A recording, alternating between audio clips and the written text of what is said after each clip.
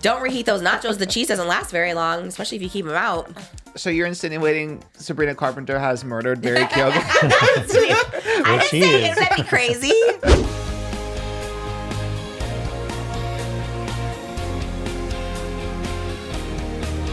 Her name is Trish. She's got the dish and all the gossip's filthy rich, pretty and pink, hot topic queen, and says what everybody thinks. She's just Trish.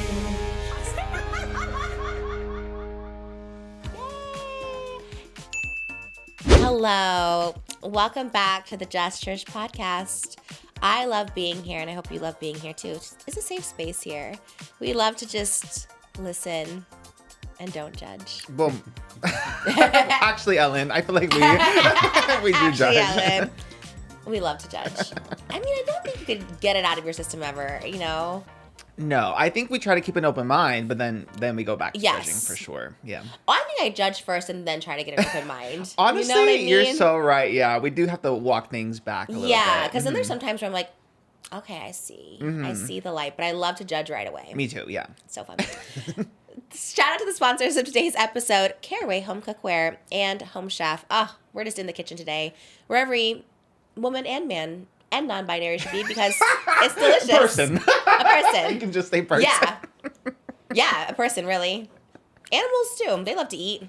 Who doesn't love to eat? Everyone should be in that kitchen. I think I stole that from Rosanna Pansino. I think she had a tweet that says every woman belongs in the kitchen, and so does a man, because it's yummy or something. And I was like, period, Rosanna. Tour starts in 3 days. We'll be in Indianapolis, Indiana. I can't wait. I am so excited. Actually, it was one of the first shows that sold out, so I truly can't wait. My tour manager has never even been to Indianapolis, so it's a new ride for all of us. We're super excited. I am super excited. We finished rehearsals this weekend. It's a really good show. It's a really good show. I posted a little preview. It's really good. It's all the hits. Christmas, everyone's like, play Freaky. I was like, it's a Christmas show, everybody. But Freaky is in the set list. So is Iconic and I Love You, Jesus. There's remixes to every song. No song will sound the same. Yeah. My new song, also will be in Detroit the following day. I am excited for Detroit. I think every place I want to go to, I want to eat somewhere. And I think I want to eat at Eminem's Mom's Spaghetti. It's spaghetti in a Chinese box. It's so cool. So I think I want to try there. And then we'll be in Toronto. Oh, they don't have both dates. They're slacking. We're going to be in Toronto 2 days. Crazy. At Massey Hall. I'm excited for Toronto because Toronto is our most hyped. Lost the passport over the weekend, but we found it. Moses couldn't even find it. I was like, oh no. I think that's what started my headache, as I had such a headache because I was like, oh my God, I won't be able to go to Toronto. Those are like our two biggest shows. But we found the passport. I'm going to get poutine fries. Were you the one who told me McDonald's up there is good? Yeah, that's what I heard. It's the best McDonald's in the world. I don't know. In the world? I think they were biased. Whoever told me. I think they were Canadians. So that explains. That makes sense. Well, we'll get McDonald's up there too. I love a McDonald's. I get McDonald's anywhere I go, honestly. Even London, whose McDonald's was garbage, if I do say so myself. Also in the show, there'll be new songs. I have a new EP out now. It's called Postpartum Pop Star. All my tongue twisters today. Yes, Postpartum Pop Star. Oh my God, why is that so hard to say? Oh, there it is. Postpartum Pop Star. Out now. Because I'm postpartum and I'm a pop star. I'm going on tour 9 months postpartum, which is crazy that I just had a baby last year. But here we are going on tour postpartum. That's out now, and the songs are amazing. So it was hard with this one because like half the songs were the gay songs and half the songs were about my kids. And I was like, well, I don't know. We're just going to put them all together. So the tracks are literally Bubbly, which is really cute. And then we have Lullaby, which is one for my kid. Then we have McGriddles. And then we have Gay. What a track list. Yeah.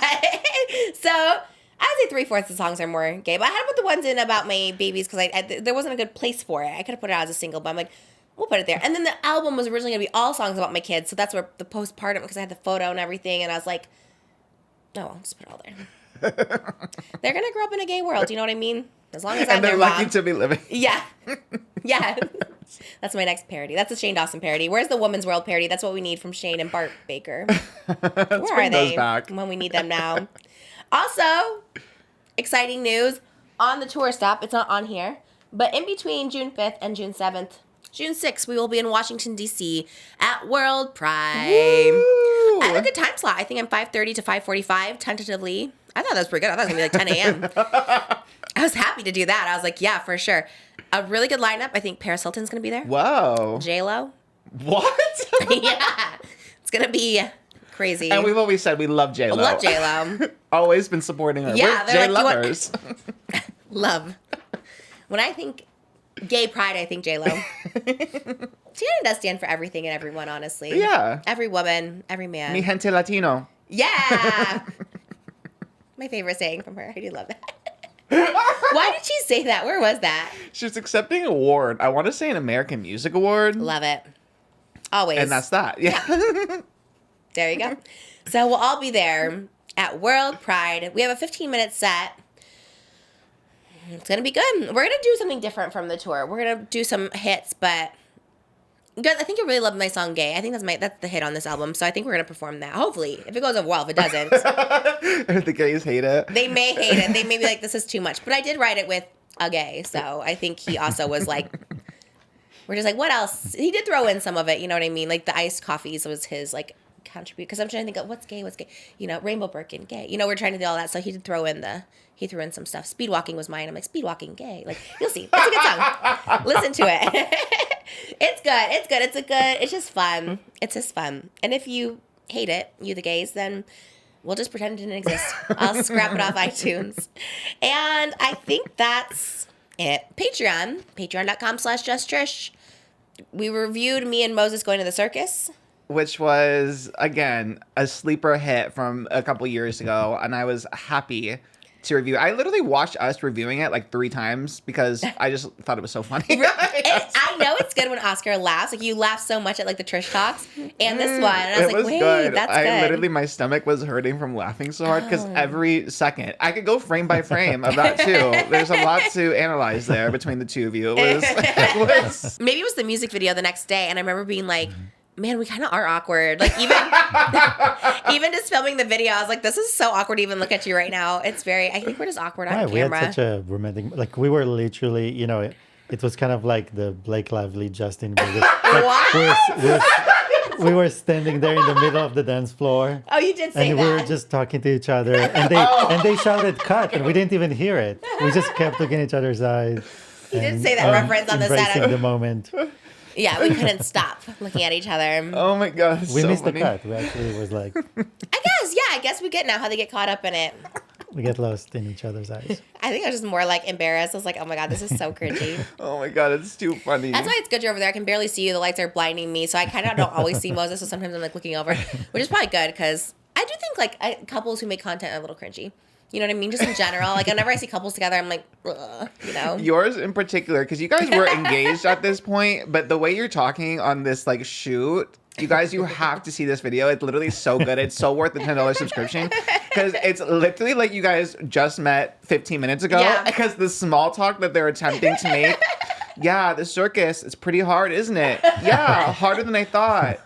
And then randomly, Moses is juggling. Trish is doing pirouettes in the background for no reason. It is the most absurd thing. Crush the pirouettes, though. Isn't that what you expect from the circus? I mean, it put All Eyes on Me in the center of the ring, just like a circus. You should have that song. Copyright. We'll watch the Patreon because Oscar's reactions are good too. The reaction makes it, and also like you get the behind the scenes. That's true. And that's important. It's important content. It was like we were on The Bachelor, like those awkward really dates they do. Getting that. We're like, oh, and everything. Moses says something, yeah, just like giving nothing. Giving nothing. The teacher was giving more than both of us, and she was over it. So it's pretty funny. It's pretty good. Moses kind of slayed at all the challenges. Well, whenever it's an athletic thing, I have, which is surprising because I never see you do anything athletic. Circus you never did sports growing up, though. So much of our dating has been the videos. That's true. Like we met and we quickly, everything was quickly together. Most of our dates are documented. We should react to the first ever mukbang we did. That's the most awkward. Everyone there is like, this is the awkward thing. He hates her, doesn't want to be there. He is judgy in that one. You can just like look at me like we're eating Korean fried cheese and then we get a waffle cone and Moses eats nothing throughout the whole thing. He's just like looking at me like. Also, his seat was pulled all the way back and mine was to the front. So I look ginormous and he's so tiny. This is like my small car. My mullet era, so I have like no hair. Like it's crazy. Like that video is wild to watch. Like, but we literally just met. Like we weren't even a month. I mean, it wasn't just met. No, but I'm saying we weren't like dating exclusively, and we're like, wow, this is us. It was crazy. But we're still as awkward as ever. And the new music video that also drops February 20th, McGriddle. Not sponsored. Wish it was. Should have been. But I love a McGriddle. What's That's your why I'm thoughts on it? shaved. Yeah, you did shave for Bridgerton. It's Bridgerton themed.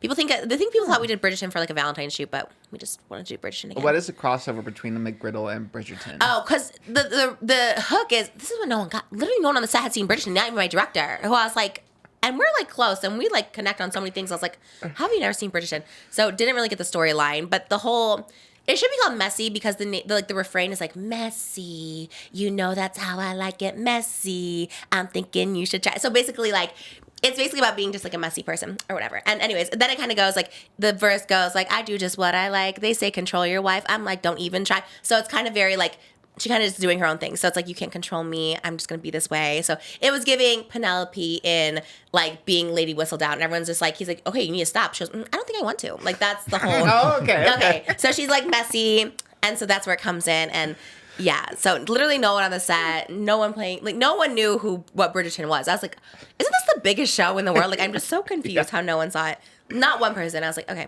So my director was like during the party scene at the end of the finale where like the queen comes in, it's like, okay, you come this way, you know, and I'm like looking scared. I'm like, okay, I'm very nervous. Tell everybody my secret. He's having he's like, no, go into it like it's a party. And I was like, no, I don't think that's how the vibe is. So anyways, I did pull a Blake Lively and I took over directing. Then I felt like it in the moment because I had to like redirect. He would direct Moses. I'm like, actually, Moses, you remember I came out, I was like, actually, can you do it like this? I was. She was like, look confused, but you're happy. Yeah, like And excited but confused. I was like, that's literally how I actually feel right now. Well, you killed it. You crushed it.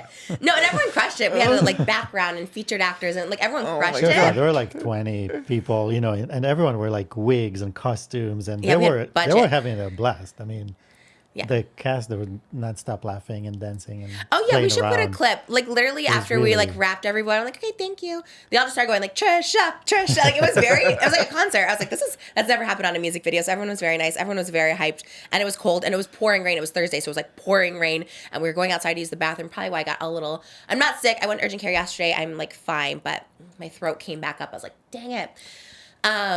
But yeah, it's good. It's out. It's good. It comes out February 20th. And because of tour, I get to make music. I'm just going to make music videos and I'll break even again on this tour. I'll just spend everything we made on music videos. But I want to get you guys new music and new music videos. So we start off with the Disney Channel era, but then it goes into 2025 era of the new Trish. And then we go back to the Fat Girl era and then Sad Boy and then the Broadway and then the hits. You make it in there. There's a whole iconic like segment, and you called me iconic at one point in our ET, and so does Bo and Yang. So there's a whole segment. I think Meghan Trainor's in there. I think there's a bunch of people, and I was like, wow, a lot of people call me iconic. So that introduces our iconic video, and it's very cute, and I think you guys will like it. All the videos are really cute. We made a bunch of extra special videos for this show.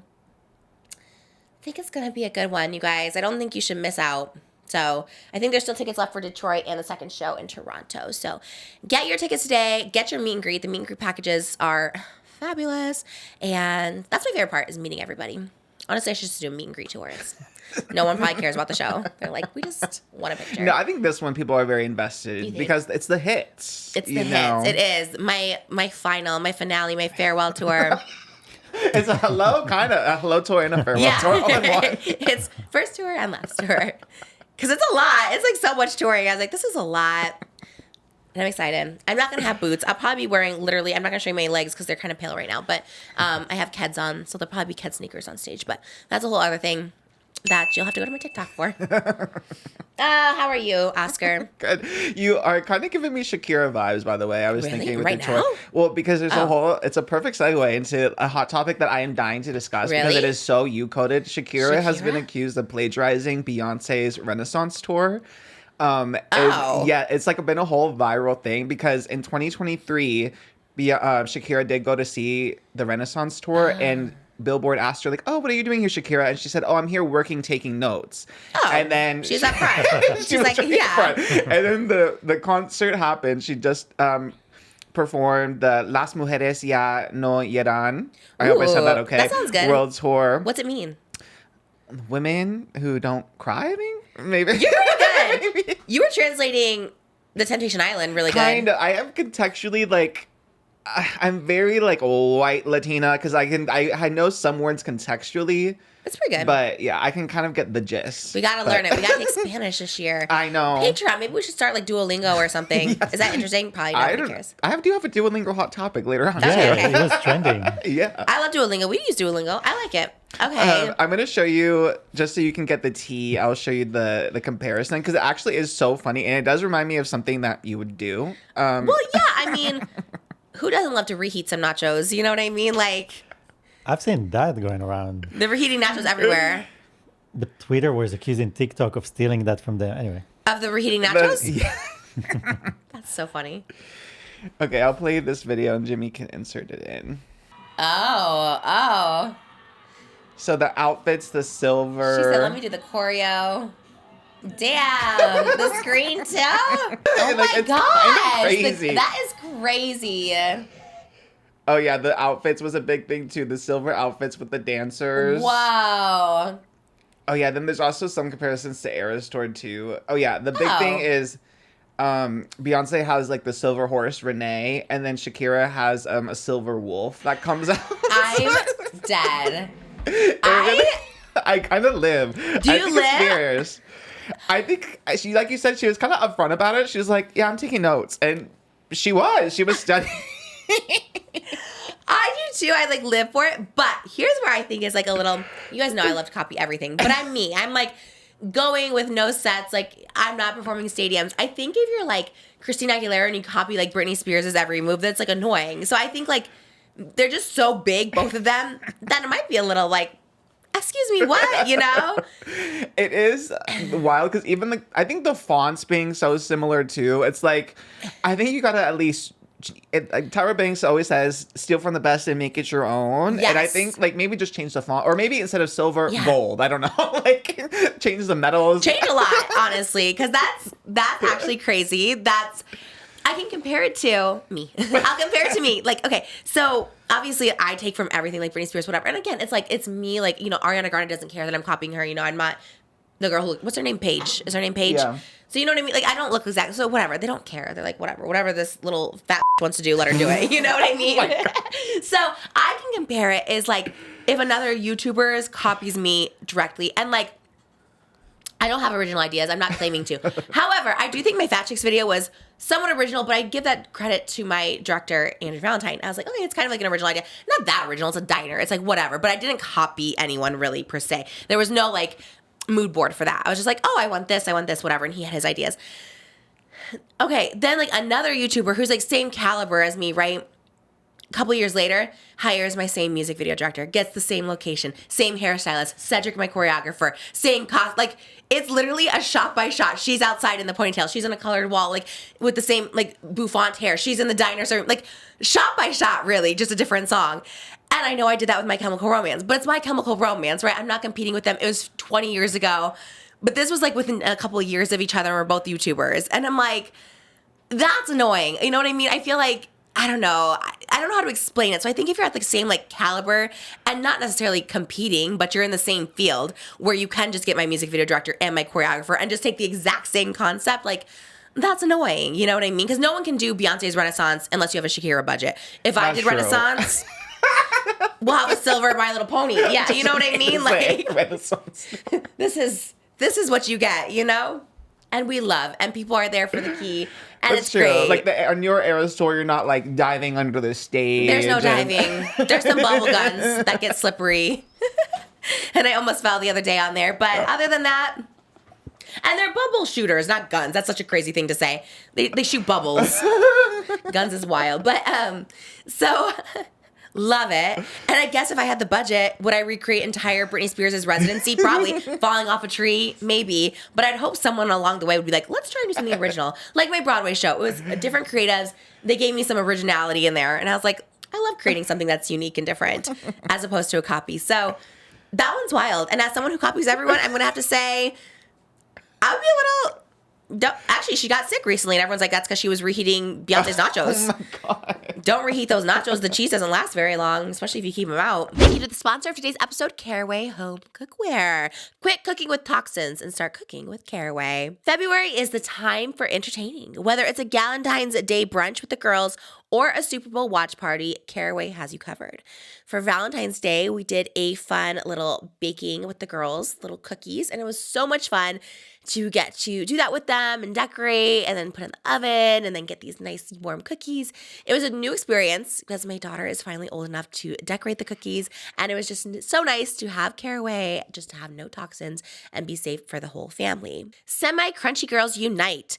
Even if we're indulging in sweets or greasy apps, it's nice to know that using non-toxic cookware can make for a guilt-free indulgence. Swapping over to Caraway has been one of the most important adulting decisions of my life.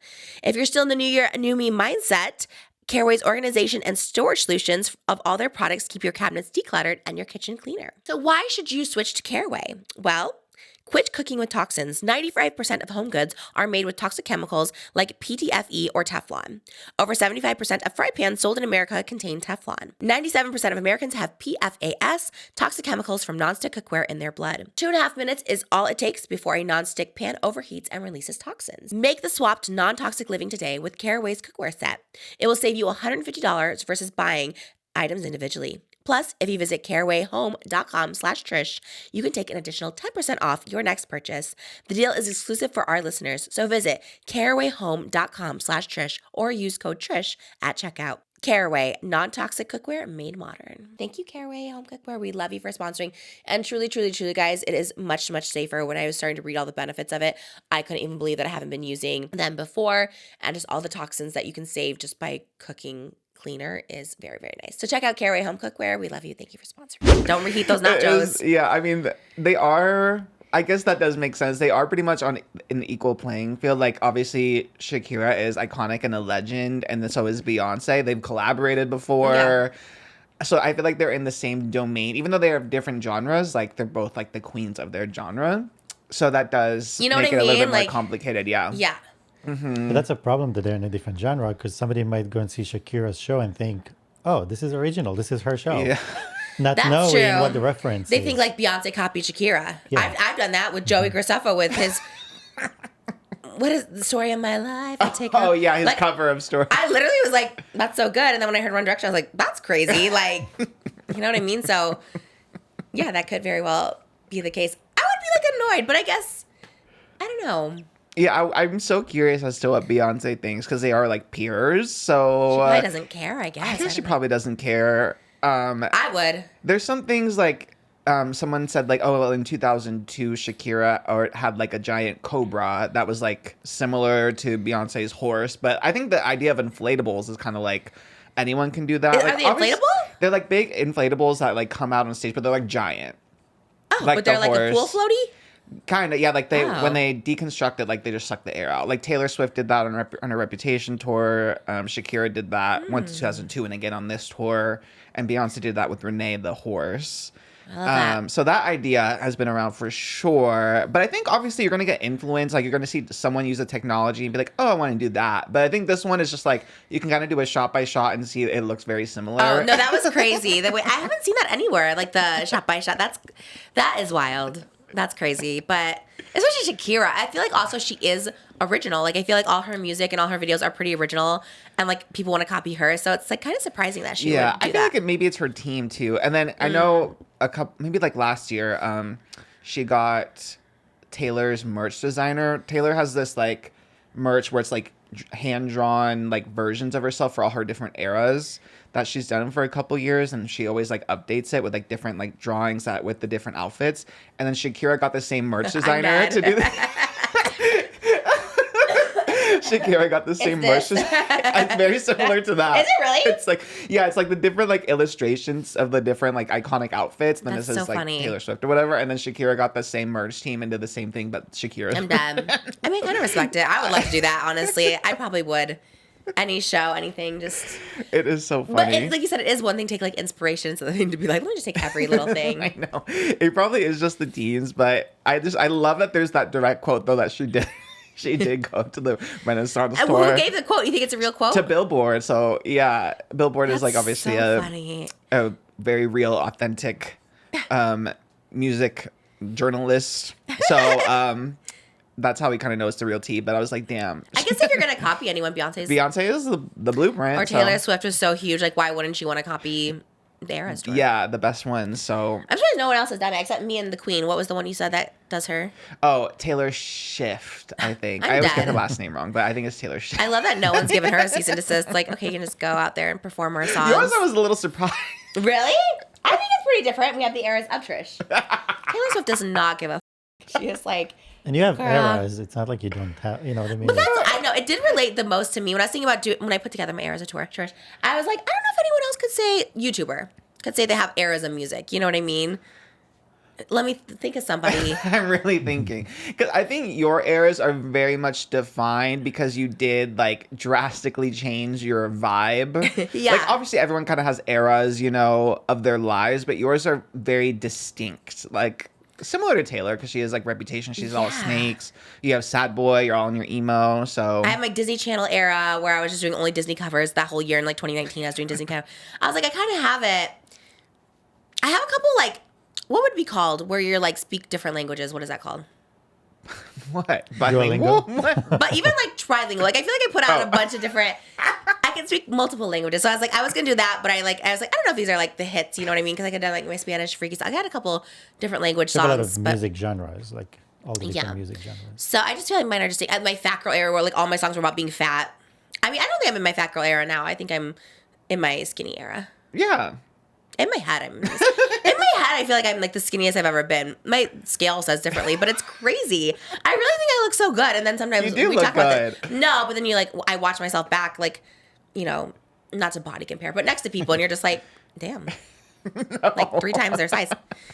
Specifically, you, I'm kind of like double your size. I was kind of like, damn, I was never kind of like not cute. double my size at all. Where were we together? We were together in something, and I was like, I kind of look huge. Okay, this episode we didn't get Oh, it out of our system. Okay. We didn't get it out of the system before You're we right, started. right. I'm hungry. That's why I'm hungry. I was thinking I should order McDonald's, and I was like, well, I'm kind of skinny. I can order McDonald's. But you were just factually not Oh, double. the fat girl era. We're talking about eras. That's how we got Let's here. go back to there. I'm in the skinny girl era now. Well, I'm in my postpartum era. That's right, man. I'm in postpartum right now. So, anyways, I think mine are defined. I don't know if you can define anyone else's. You know, Shane Dawson, how can you... Does he have eras? No, he was just Shane in all his music videos. Yeah, I'm trying to think music. Like, who would have actual eras? I don't know. Like, obviously, everyone tries different things, but it is still kind of them. Whereas you, I just feel like, are very distinct and different. Like, even looking at old videos of you, it's like, oh, this is such a specific kind of Trish in this time. Yeah. I really did change multiple times. Maybe it's the personalities that changed, but that's okay. We always have to change and grow and evolve, and I've been good about not calling myself fat lately, though. I've been pretty good about it. On Patreon, we ate from the Skinnylicious Cheesecake Factory. We both got dishes under 600 calories. Mine was a pasta that was $5.90. Like, how does that happen? But you made a good point. You said, like, lean cuisines are like that. So Yeah, it is kind of giving lean cuisine vibe. we should try lean cuisines for Patreon. Good idea. Do you like them? I'll eat a lean cuisine, yeah. I I don't used to like like love them. them, but I do have them. I used to love frozen food as a kid. Like, I always put frozen food in the, like, those meals, like the kids' cuisines. Oh, love those. Oh, with the like brownie. the brownie and little stars. Mac like, and cheese. Oh, yeah, the yes. star nuggets. Yes. Did your parents cook? They did. Yeah. I mean, nothing like crazy. Like they cooked, there was like a couple nights where they cooked like from scratch, I guess. And then a lot of the times like a frozen, chicken nugget or something. So Yeah, that's common. Yeah. Because even like last night, actually, you know what? Last night, that's what I did. We ordered Mastro's because it was like a celebration. What were we celebrating? I don't know. Valentine's Day. We wanted it on Valentine's Day, but they weren't like delivering, I guess, because it was too busy. And then Saturday, I was too busy. I was like, what the hell? So then Sunday, we finally got our Mastro's. And then I was like, well, we should probably order nuggets for Malibu because she's not going to like any of this stuff. She ate half my filet mignon. I was like, she loved it. And she kept saying, like, look, I'm eating filet. I love filet. I was like, that's crazy. $65 filet mignon. I was like, okay, it's good. It's better than the chicken nuggets that she wanted. But I was like, damn, okay. The point of that was I was thinking about this morning because once again I'm hungry and I was thinking, I should order like McDonald's for like a snack or something. Like when I came out to see my dad in the summer for breakfast, he would go and get us like a dozen donuts at the little donut shop. We'd eat those on the way to his work. My brother and I would split them like 6 and 6 in the morning. And I was like, this is from ages like 10 to 14 or something like that. Then for lunch, we'd get Domino's pizza, always delivered to the conference room. Because my dad, like, owned a small company. So, like, he had a business with, like, 30 employees. And there was, like, a conference room. And we'd eat the Domino's pizza in there. And then for dinner, he would get us, like, McDonald's or, like, Wendy's. And that was, like, our diet for the whole summer. And we would eat that every single day. And we were, like, 10 years old. I was 10. My brother was, like, 13. And I remember I came back and my mom was, like, so pissed because we gained, like, 40 pounds. We gained so much because we weren't exercising. My brother, like, later found golf. And so he was able to, like, walk and, like, lose weight. But I would just sit in the clubhouse. I wouldn't, because I'm like, I'm not golfing. And then in the clubhouse, they have snacks. And my dad's like, just get whatever you want. Because, like, but I'm like, how crazy is that? And, like, I don't really blame my dad because, like, maybe he didn't know. I don't know. But it's like, even cooking frozen food or just, like, whatever, like, we cook spaghetti. Or I'm like, that's so much better than just, like, feeding your child, like, fast food. But literally every meal we had fast food, which is crazy, which is probably why I'm so comfortable eating it now. I'm like, let's just get Domino's. Let's get McDonald's.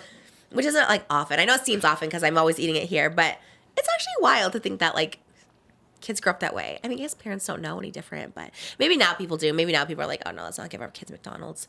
But I don't know. Every meal's wild. Every meal McDonald's?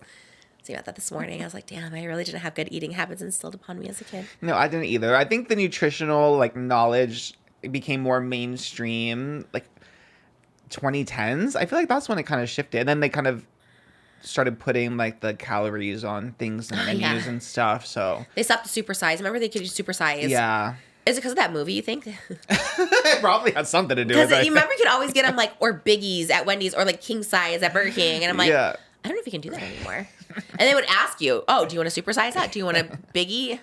Maybe they sell biggies at Wendy's. I don't know, but it's kind of crazy. That is kind of a good segue into Benny Blanco's gift for Selena Gomez for Valentine's Day. Because he said Selena isn't much of a flowers girl, so he surprised her with a bathtub full of liquid nacho cheese as a present.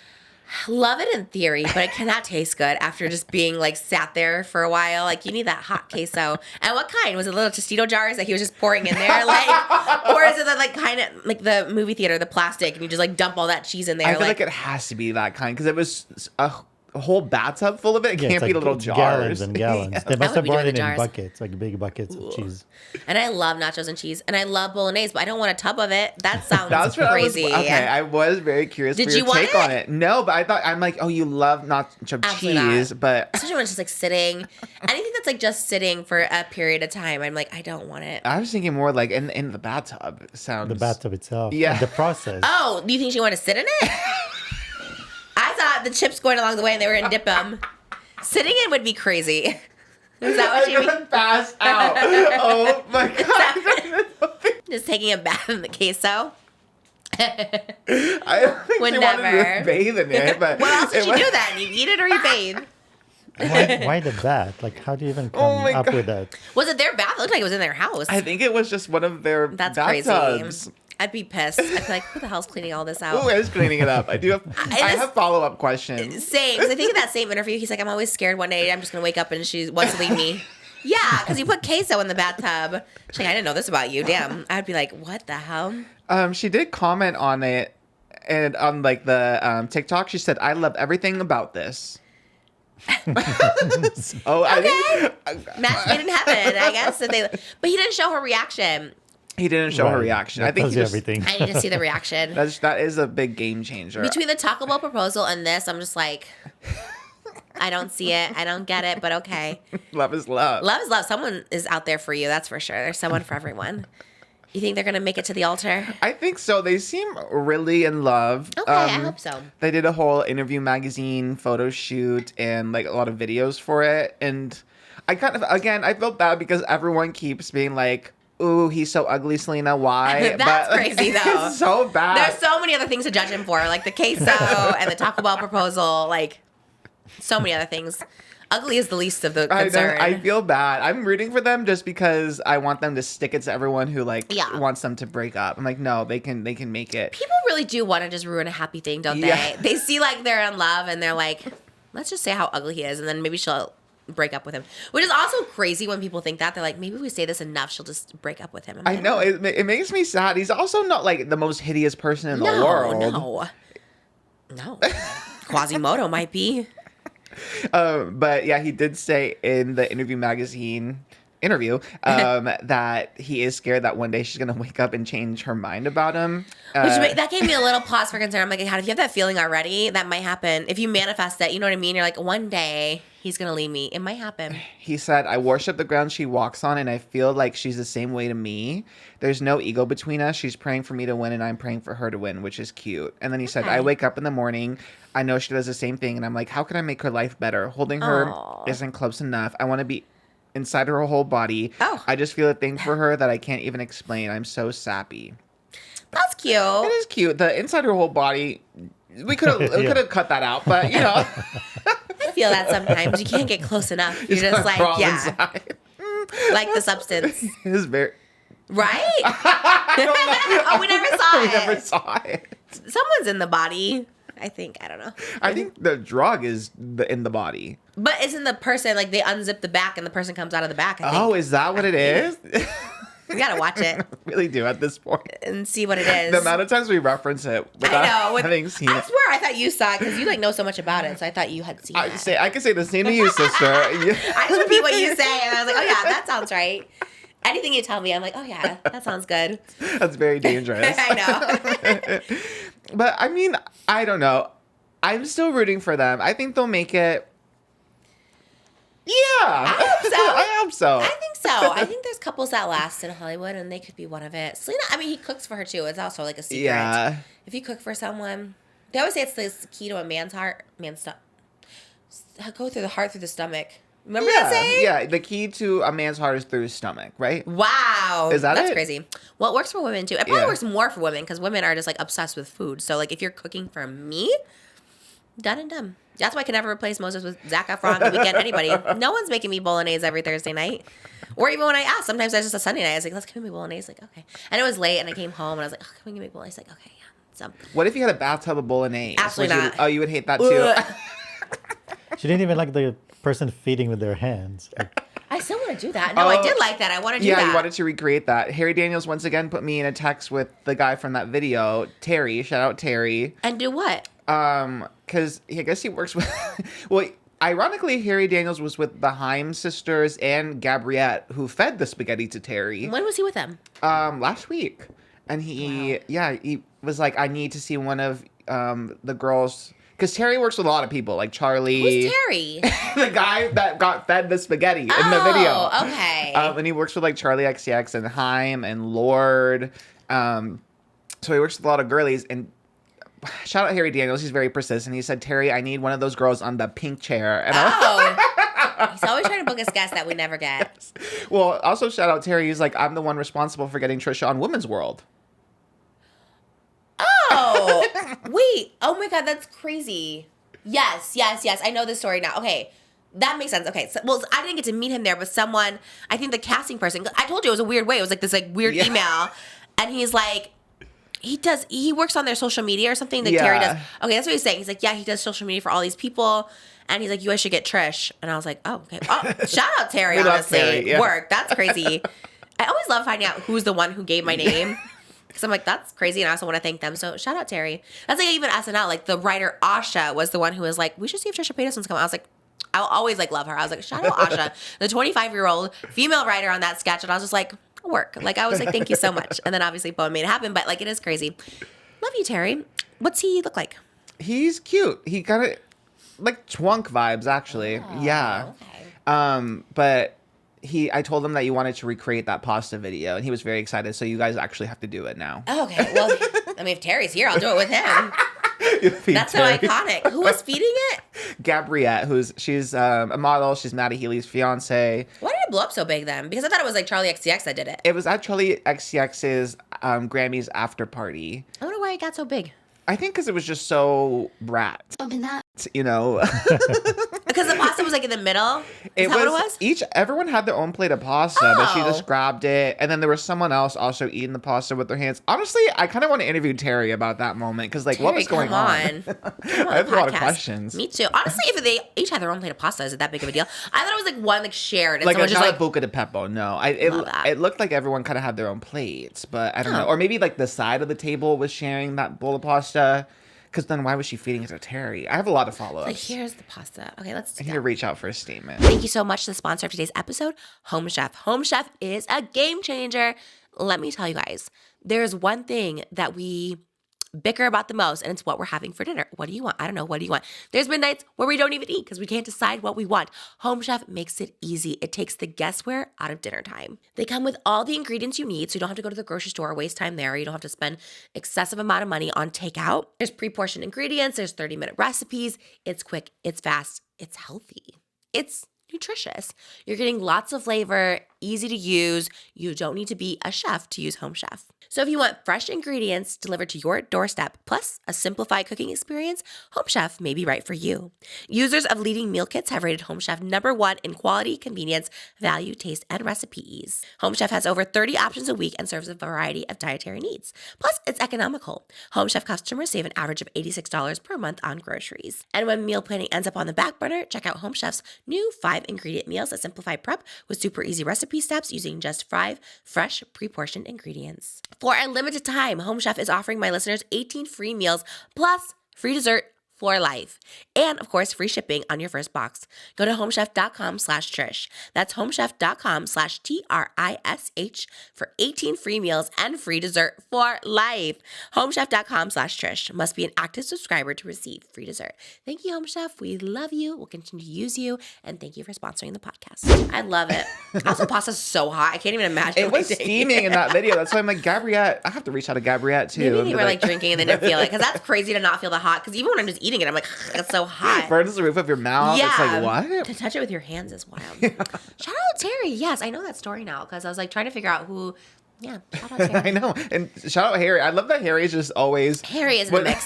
He is the socialite of 2025. No one is working harder for the Just Trish cinematic universe besides you, I think. Even at the Wicked, more than me. At the Wicked podcast, at the Wicked premiere, Harry Daniels came up. He's like, I just sang to Benny Blanco and told him he needs to go on Just Trish. I said, what did he say? He's like, okay, but what would I talk about? And I was like, and I said, what did you say? He's like, I don't know. It's like, well, put him in touch with me. Because he had We have just a lot seen. of questions. Me too. I would love Benny Blanco on the podcast. He seems wonderful. I wonder if he still writes music. Can you write me a song? He's writing music with Selena Gomez right now for her new Love it. album. So She has another album coming out? yeah, she just Damn. announced it. It's coming out in March. And she had like a first song that she did with Benny. And it's like I think it was Scared of Loving You, ironically. Oh, I love that song. I I love the title. love the title. Yeah. I love it. Damn, Selena Gomez coming back. I really thought me and Addison Rae were going to take over the pop music game, but I guess if Selena's coming, we might need to watch out. Yeah, because everyone else isn't really releasing right now. Sabrina just had her deluxe album of Short and Sweet, which is good. Which, by the way, all this Gen Z all over TikTok, my whole FYP is like, oh my gosh, they listen to the Dolly verse and like, what is this? This is so bad. I was like, do you guys even know what Dolly sounds like and how iconic it is to have her on that track? Like, people were just trashing it. Like, all these like Gen Zers. It pissed me off. I was like, Dolly is so iconic. The fact that she got on there is like crazy because she doesn't do any duets. Well, I guess with Post Malone she does, but in general, she doesn't really do duets like that. Was Barry Keoghan in the back, or like the person supposed to be Barry Keoghan? Oh yeah, there was a little Easter egg, a Barry Keoghan Easter egg. Why do people think it was him? Because for her Please Please Please with Dolly Parton, she filmed like a little music video, and there's a scene where they're driving in like a truck and police sirens are coming after them, and then it cuts to the back of the pickup truck, and then there is a guy who's wearing the same outfit as Barry Keoghan from the Please Please Please music video, like the white tank and then the pants with the duct tape on his face. Oh. And So they killed him or what? Yeah. Has anyone heard from Barry since? What if that's, I was thinking about that. What was the other one? Lady Gaga and Beyonce. Remember that one? Yeah, Telephone. Yeah. I was thought, what if they did that in real life? Or like that Earl song by the Dixie Chicks? Like, goodbye, Earl. I'm like, what if they did that and they're just like telling everybody and everyone's just like laughing like it's like funny, but like they actually did something and no one like knew. I think that's like a basis of a movie where it's like, no, this is really happening and everyone's just like, maybe it was a Scary Movie. Remember Scary Movie? Yeah. They were like watching whatever it's called, Stab, and then the girl is actually getting like murdered during the movie, and everyone's like laughing, yes. and they're like, yeah, and cheering, and I was like, that's crazy that people can just do that and just tell you or it's like Kaiser Sose. He like told his whole story. Did you see Usual Suspects? Oh. Well, I guess I spoil it, but it's like 30 years old, so it's fine. Do you know the movie or no? Yeah. That was So a big Kevin movie. Spacey plays Kaiser Sose. Well, no, Kevin Spacey plays this guy, and he's talking to like Chaz Palmintero, who's like the detective of this case, and he's confessing his whole story to him, basically, and the guy's like lets him go. He like lets him go. He's like, okay, you can go. And then at the end, we find out he's Kaiser Sose, the one he was talking about, and just confessed the whole thing to the cop, and the cop just let him walk. And I was like, so what if that's happening here? Like all these pop stars are like, wow, look at me, I just like off this person, and then people like, oh, and then yeah, they never know any different. You know what I mean? Like Avril Lavigne, supposedly she's like this dupe or whatever. I'm like, maybe someone Well, there offed are her. so many movies in Hollywood that they claim kind of depict, Real reality. life. That's what I'm saying. Like that one you saw on the airplane. I didn't see that one. Oh, Blink Twice. Yeah. It's a good movie. And many Trigger others. movie. Well, that is so real. I think that's why it's a good movie, but also like probably why I didn't get any attention because it's like so real of how like, yeah. Or The Matrix. What? Oh, The Matrix. Is that based on real life? It's a documentary. Oh my God. We saw that and I like could not keep up with it. I was like, I don't like this. The last one we saw. So you're insinuating Sabrina Carpenter has murdered Barry Keoghan? I didn't she say is. it. That'd be crazy. Look, I put a lot of dead bodies in the back of my car in music videos. Music video. And so I could be just saying the same thing, but yeah, basically. I kind of love that she did that. Like, obviously, all the music videos have been like tied in together. Like in Espresso, she gets arrested, and please, she's in the police station. So I like the continuation of the Sabrina Carpenter cinematic universe. So she can go to prison in the next one. Well, she was in prison. just in prison. Yeah, she broke free. Yeah, she got out. So what's the next one? I guess we'll see. I think she said it's going to be for Busy Woman is supposed to be her next single. Ooh. But I think the Easter egg just is so cute because she obviously doesn't say anything. She became very Taylor Swift in the sense that she stopped doing interviews, where before Sabrina pre-Espresso, you couldn't keep that girl away from an interview. She would release a single and then they'd be like, you want to interview Sabrina Carpenter? And everyone would be like, yes, of course. Like she would do Zoom interview after Zoom interview after Zoom interview. After Espresso, she's too famous now. Like she doesn't talk. I love it. So it's so interesting that this is like the only glimpse we have into the breakup. I can't wait for that era of me where I don't where I'm no longer talking. I would love to be To be so mysterious. God, what is that? Maybe this gay song is my big hit, and then I become mysterious after it. Or maybe after Euphoria season 3, maybe. I'm still banking on that. I get so many fake ones on my ex. Is like Corey King casted in Euphoria 3. Like I get so many of them now, and I'm like, what's real? Because they announced so many random people at once. And then, yeah, so now it became a running meme. Like, random X person is in Euphoria season 3. I really wish they'd cast me. Are they still shooting by you? I haven't seen any filming signs. I'll have to investigate. I'm sure they must be, but Jacob Elordi isn't in town. He is overseas somewhere. I so love now how I'm like, you know where everyone is, because I remember when we were trying to figure out our mystery guest that was supposed to be my surprise. You're like, well, this person's in New York right now. I'm like, I love it, but I couldn't find all that. I was like, how the hell did you find that out? You were so good. You're like, no, they're here. Damn. So I know Rosalia got casted in Euphoria season 3, which was What? kind of a gag. Yeah. Damn. Well, she is huge. Yeah. Famous. And I forgot she dated Hunter Schafer too for a little bit. So I wonder how that's gonna be.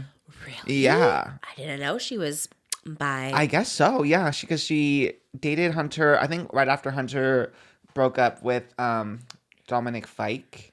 She They dated? Is he from Mamma Mia? No? No. Who's Dominic Fike? I think must he be- is.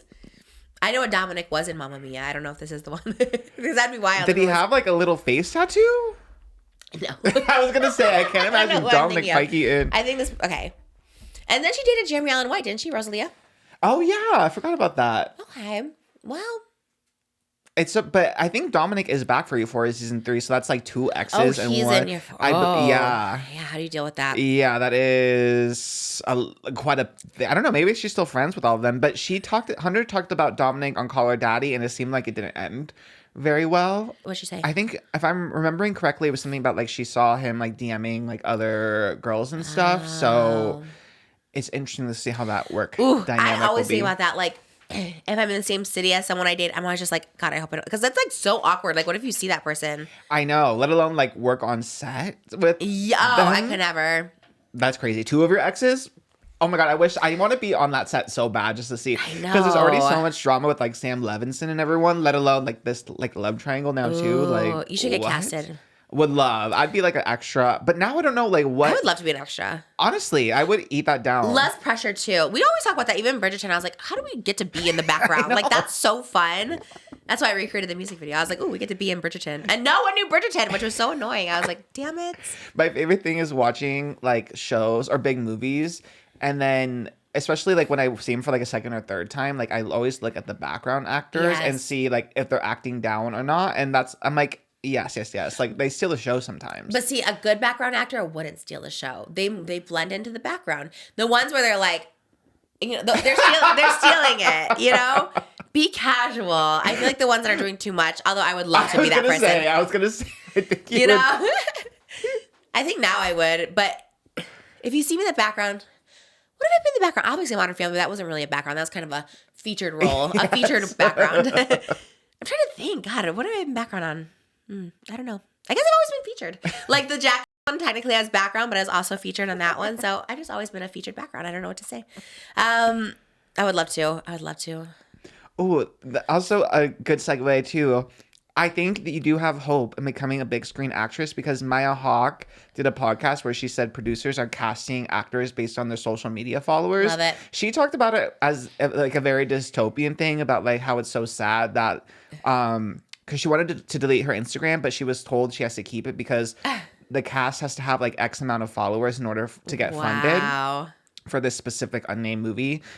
She was like, I hate Instagram. I want to delete it, but because they need X amount of followers and I want this movie to be made, I keep my Instagram up.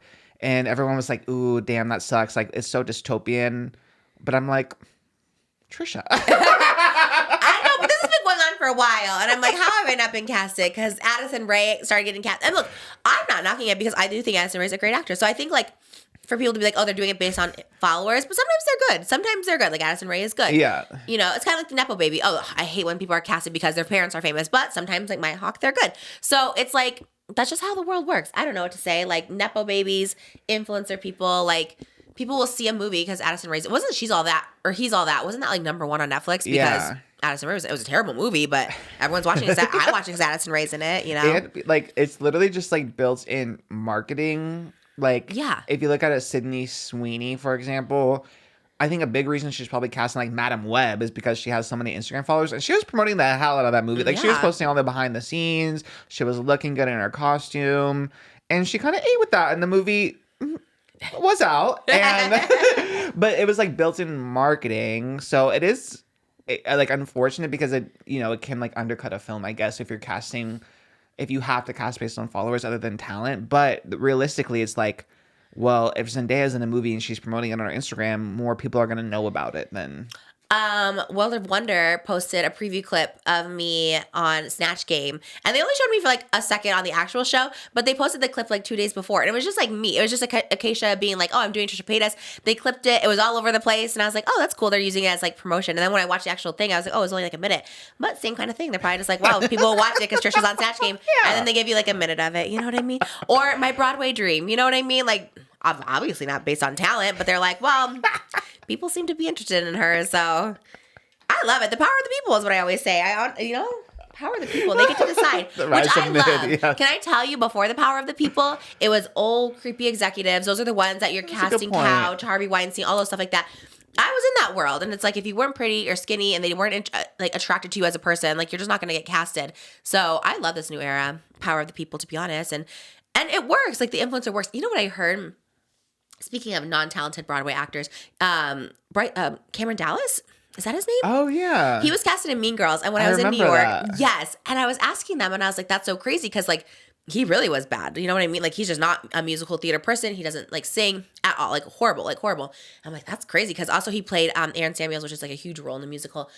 And I think he was opposite Renee Rapp. Yeah. I'm pretty sure. Crazy to watch the clips of them now, but someone had told me that these producers, they didn't know. They're just like, oh, we need an influencer, whatever.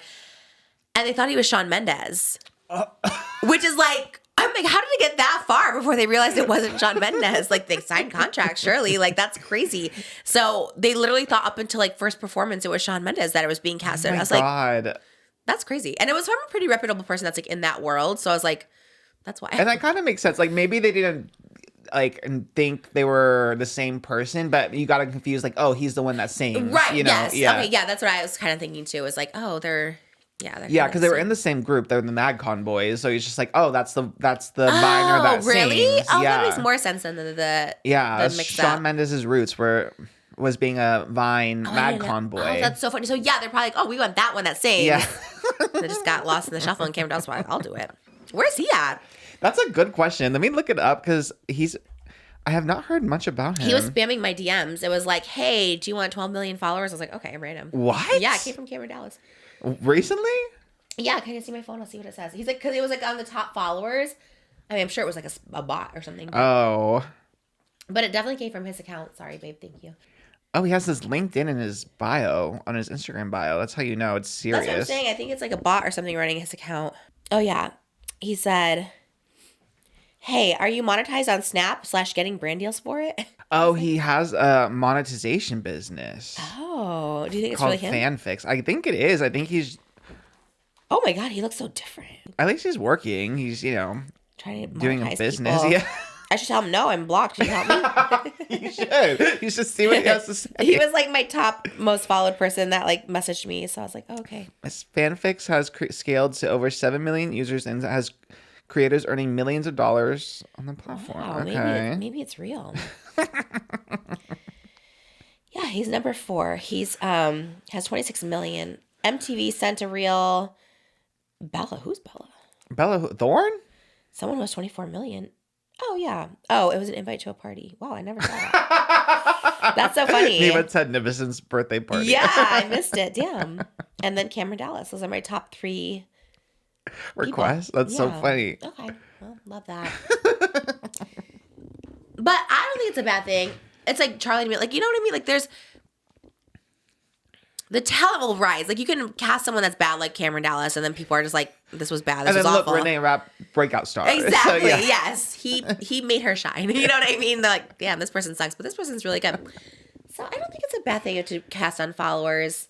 I mean, I think all red carpet people, like Zach saying, like all those people now, me, like everyone, I got invited. Oh, God, I got invited again to the Oscars. Oh my God. I know. And you're touring. And it was with another like brand, and I was just like, how? I can't go. I'll be in Salt Lake, but no, where will I be?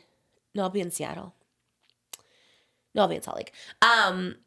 Yeah, don't worry, guys. I'm not canceling. I'm staying. I thought about it for a minute. I'm like, can I just reschedule Salt Lake City? But no, I couldn't do that to them. But anyways, all the red carpet people now are influencers because it gets views. And I Haley get that Bailey. it's annoying too, because it's like, okay, people go to journalism school, and some people are like, some influencers really are terrible at interviewing. So I get how that's annoying too, but it's also like, I don't know. That's just kind of the media landscape is that like when you collaborate with people with bigger followings, you just get more eyes on whatever it is, for better or worse. So. Yeah. But I feel like that, again, it's like connections have always been there. Like it always was like who you knew in Hollywood is like, oh, do you have connections? Do you have this? And now it's kind of cool that it's like directed influencers. Most of them are good. I can't think of like, I mean, I guess there's some bad ones, but I don't know. There's a lot of bad journalists. Look at that AP person. Yeah, they were like horrible. You know what I mean? And too, like with the acting thing, it doesn't necessarily mean influencers. I think it also just means like actors that have a large following, you know, like Selena. a Keke Palmer or like Zendaya, you know, there are talented people that have like large social media followings. That's true, yeah. And same thing for them. Like when you're producing and like greenlighting a movie, you kind of need a star in it that's going to do the press campaign. It's hard to have like a breakout star these days. So like That's I kind of true. miss the days of having like an unknown have a big, like a Rachel Zegler with like West Side Story, you know. They don't really have many of those moments anymore. That is so true. I guess John M. Chu said Wicked was supposed to be that. Was like, I already had big stars, but he's like, originally it was going to be unknown breakout stars. I do love that idea. They should do that again. If they did like Hercules, which they're talking a lot about, I think they should do that. Yeah, I think if you have a big IP, it does make like you have more freedom to cast like unknowns or like up and coming actors because the IP itself sells the ticket.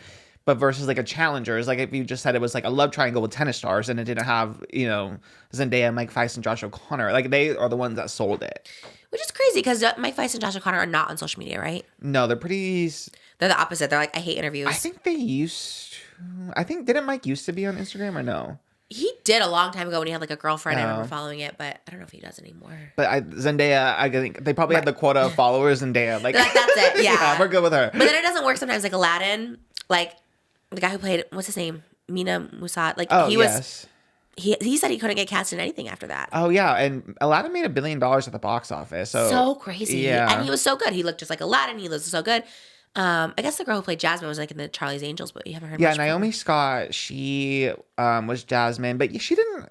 She got Break a little. out. Yeah, she was in the new movie Smile 2 last year, which was like a horror movie, and that was like a breakout horror performance. She was really good in it. Oh, I didn't see it. But yeah, even for her, like you would expect that she had like a lot of work lined up. She got a couple things, but nothing I blame really. Will Smith, honestly. Honestly, I think he was probably miscast as Genie, but again, he is the actor that like is leading the press tour, you know.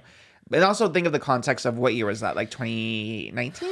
This was before the slap. Yeah, so he was very much True. like, you know, Loved. everyone loves him. He was like Ryan Reynolds before the Yeah, scandal. exactly. Ryan Reynolds made a At SNL 50, Ryan Reynolds and Blake Lively made their first, I think, official red carpet appearance together. They've been paparazzi'd. Ryan has done a couple solo things, but it's the first time they together. Together, And she yeah. was just on that red carpet like it was the It Ends With Us premiere.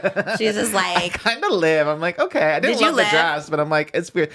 It's fierce on both ends. Like, it's fierce. Justin Baldoni's just in Hawaii surfing. Blake Lively's at the SNL 50 red I was just carpet. kind of shocked because also like Scarlett Johansson and Carlin Jost is like, you know, Colin Jost has been on for like 220 episodes. So I'm like, I wouldn't want to go. I wouldn't want to reheat my ex's nachos. I love You know it. what I mean? Like, I guess like how would I put it? Like if the Vlog Squad was hosting like the 20th anniversary, I'm not gonna show up with Moses. You know what I mean? Like here we are. I was part of the golden era. They're not even a part Wait, of you're it. gonna So I was go kind of like, huh? You're gonna go alone? No, I wouldn't go. Period. Yeah. You know what I mean? Like Colin Jost is like SNL, right? Scarlett Johansson's like a part of it. She's the Five Timers Club. She was been on all these episodes. Obviously everyone's like Scarlett won, like Ryan Reynolds and Blake Lively, whatever. Because the whole thing was they met on Green Lantern when he was married to Scarlett Johansson. I mean, that there's like a connection there. So I Yeah. was like, why are you even showing up? I don't know. Well, it's not him. It's it's way up above. Like Sony has a strong connection to SNL, and But even they're so, would doing a you lot want of to show up PR. to that? I'm all for live your best life. Like have a key, go out to Hugh Jackman's concert, whatever. Like go on the premiere, whatever. But like SNL is a crazy one because also like I don't think of them as being SNL related. they're just doing a lot of damage control as far as PR. But it doesn't help. All the comments were like, No, it was horrible because the main problem for me was her allegations are very serious of SA allegations. He's there making a joke about the situation. what did he say? I don't know what the joke was. Was it just like, how are you? And he's like, great, what'd you hear? I mean, it wasn't really about because people was like, what did he say about Justin Baldoni? But he didn't really say anything about the case, right? No, he was the fact that he was making light of it. It's like they compare it to like politicians and other people that messed up and go on the show to show people that we're joking about it with you. We're part of the joke. We're part of it. I'm like, You're saying it's You're too like- serious to do that. no, it's way too serious for any jokes about the situation if what she claims is true. Yeah. I don't know what he thought. I think I don't think it'll change anyone's opinions. I think if you're pro Blake, you'd be like, oh, it's good that they went out. And I think if you're pro Justin, it'd be like, boo, tomato, tomato. Like, why are you making a joke about this? I think it's a lose-lose. I kind of like when they're more low-key. I get why they would. It's just so out there. You can't really show up and not kind of reference it, in my opinion, because it's just like the elephant in the room. It's kind of like you make the joke about yourself before someone else makes it, you know? So I get that angle. I didn't think it was so damning, but I get why people are like, oh, that's in bad taste. But at this point, it's like, it's so even beyond the allegations. Like the case is so much bigger than that too, weirdly. It became such a big like media firestorm.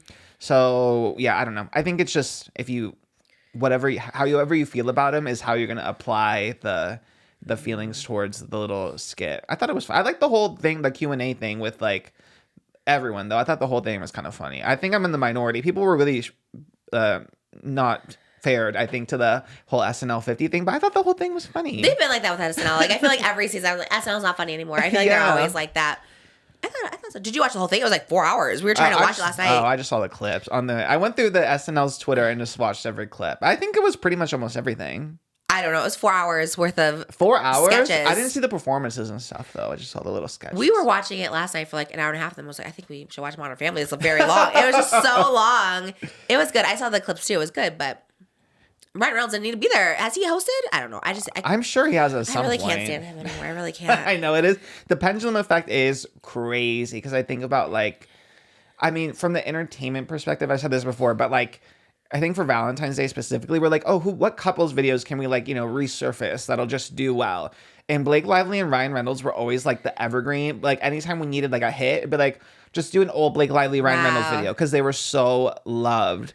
And this was like literally a year ago. So like the pendulum effect is crazy. But it should be noted that when Deadpool came out, I was like, I can't stand Ryan Reynolds. And this was before all of it. So I was always on the tip with him. Because I actually think he's more annoying than her. Like, I really do. Like, I don't know. She was annoying during the press tour, but at least she wasn't like up there like keying or whatever, just trying to be part of it or whatever. I was just like, he was annoying. I was like, what? He's just a lot. He's just a lot. I don't know what it is about him. It's not for everyone. Yeah, I think those Mint Mobile commercials. Have you seen those? No. Oh, he has like a cell phone company, and he like does the commercials, and it's the same bit. But those commercials just run so often, like they're on Hulu and stuff. Like they just run all the time. I feel like that was also people like, okay, we get it, but too much, oversaturated. Yeah, the pendulum effect is. It insane. really does. It's fierce. Yeah. Mm-hmm. I don't know. Lay low. My favorite was like, because I'm so nosy, I paused and I kept looking at everyone's reactions. I love you do that on videos too. When you pause it, oh, what's on there? Yes. What are they Googling? Because of you, I look at everything I post up because I'm like, someone's gonna zoom in somewhere and see something. I was trying so hard. Like there weren't many celebs in like the shot when Ryan was speaking, but you could see Anya Taylor-Joy, and she kept it very like. She didn't clap. Like she just like was neutral. I think she was probably like very aware. She's like, I'm in the shot. Cher was in the shot. She was also very neutral. I feel like she probably has no idea what's going on. I don't know. She seems very much like in her own world. When I'm 70, I do not want to know what's going on with any of these people. And then Jenna Ortega, Ryan Reynolds covered, so I couldn't see her reaction. But I was very much like, what are people saying? What are people looking like? I would have done a face. Like into like Misha. Like, at the Grammys where she looked right into the camera. I would have done something where like. No. I would have. I would have done it. Especially Ryan Reynolds. I don't know. He is one. I'm like, oh, I can't. Why was he there? I don't know. I mean, why was anyone there? It was like no. Obviously there was some cross between Scott Johansson and Blake Lively during Green Lantern. So like he actually hurt someone. You know what I mean? Like actually like there was some going on. So I was just like. Don't do that with your like exes. Like this is her thing. SNL's her thing. I guess so.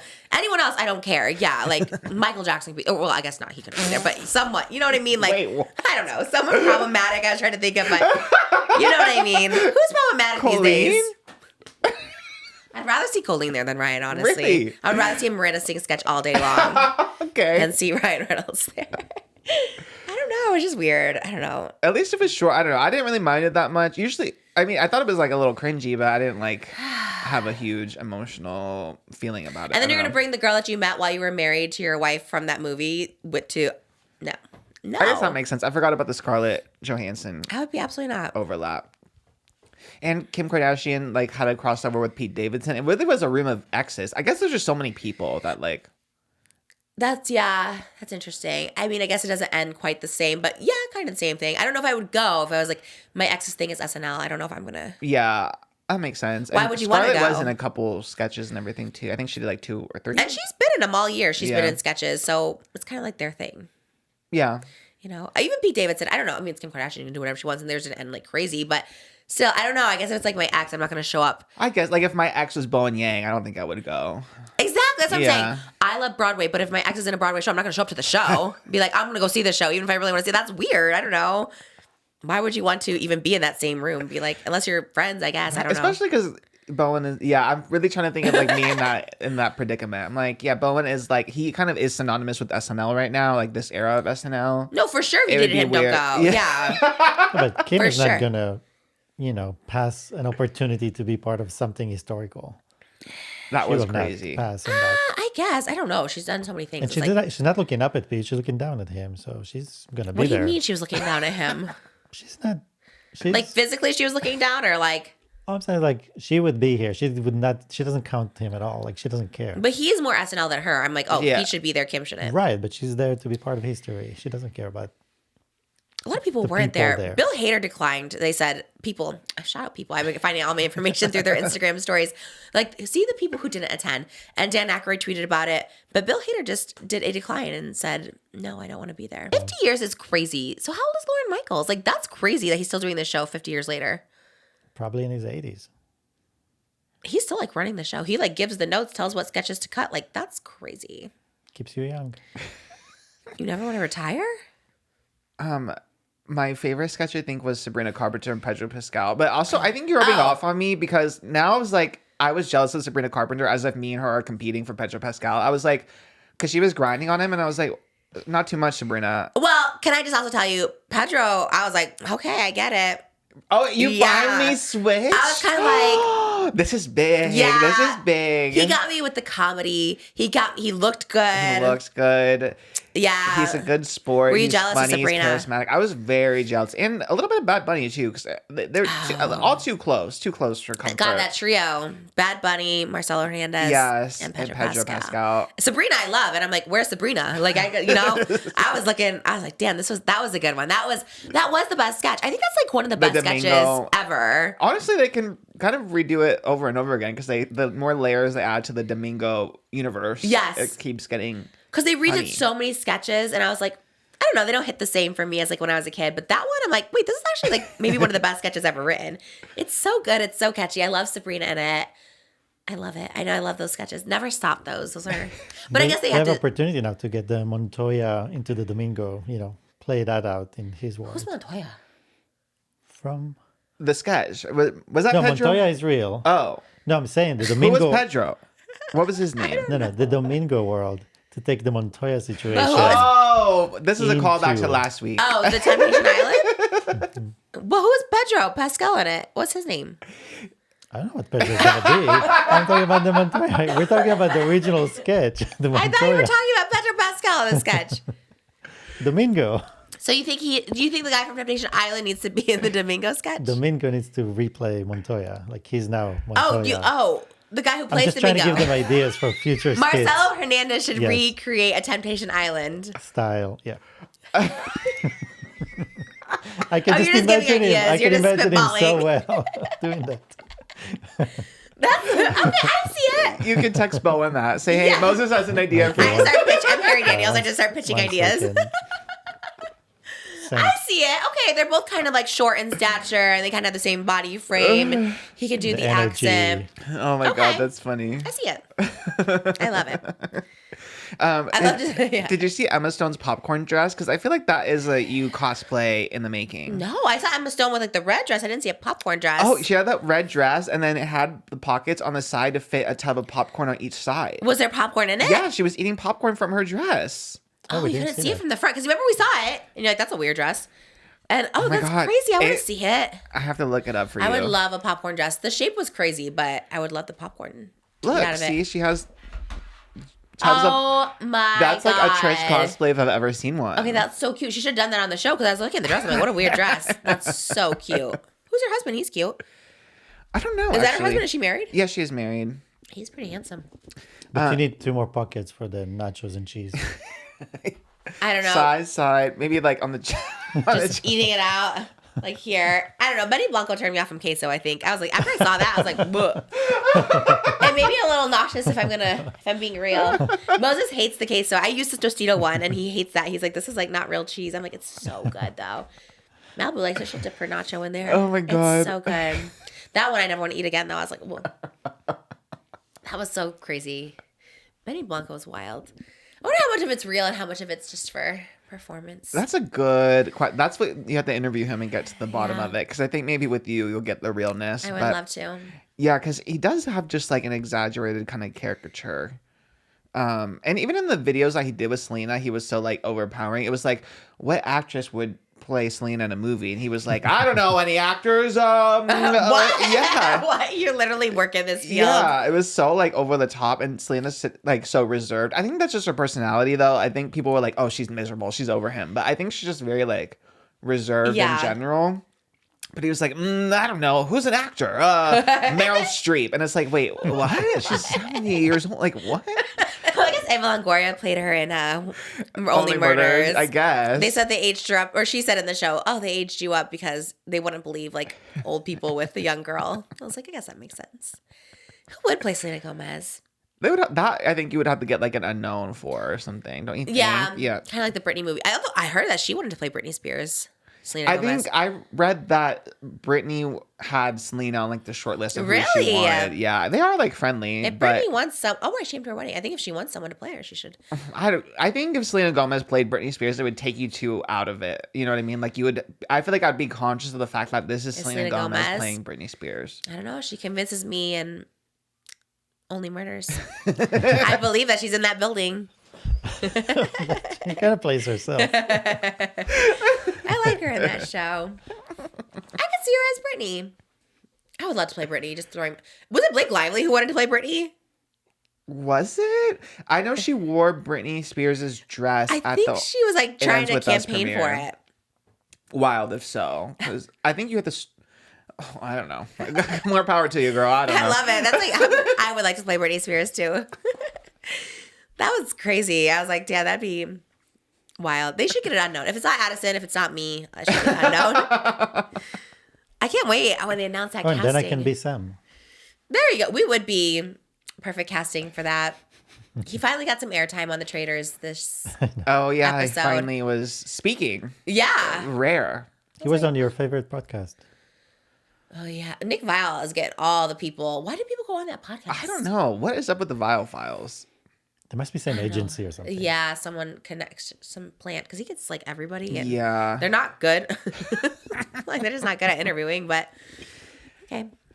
I did learn from the Brittany Haynes Patreon, like because she's a big Britney Spears stan, and she said that she would talk to Sam, and she would like work in Britney references. I love to it. like to the conversation to see if he broke, and like would finally like acknowledge that he's Britney's ex.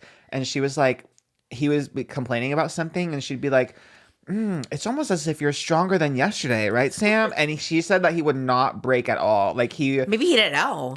It's either he didn't know or the NDA is fierce, that he just won't say anything. Because he talked about her on the Nick Viall podcast. Oh, did he? Yeah, he's like, oh, Britney Spears is like, she is the most famous pop star in the world. Like everyone. He tried to say like he wasn't a fan, like, oh, I didn't know her music or whatever, which maybe is the case. Maybe he didn't know the lyrics or something. But yeah, he definitely talked about her as like, if she's like she's the most famous. Like everybody wants to be here, like Taylor Swift, like all that stuff he was saying. So that's what I always thought too. I thought the same thing. I thought he wasn't allowed to talk about her.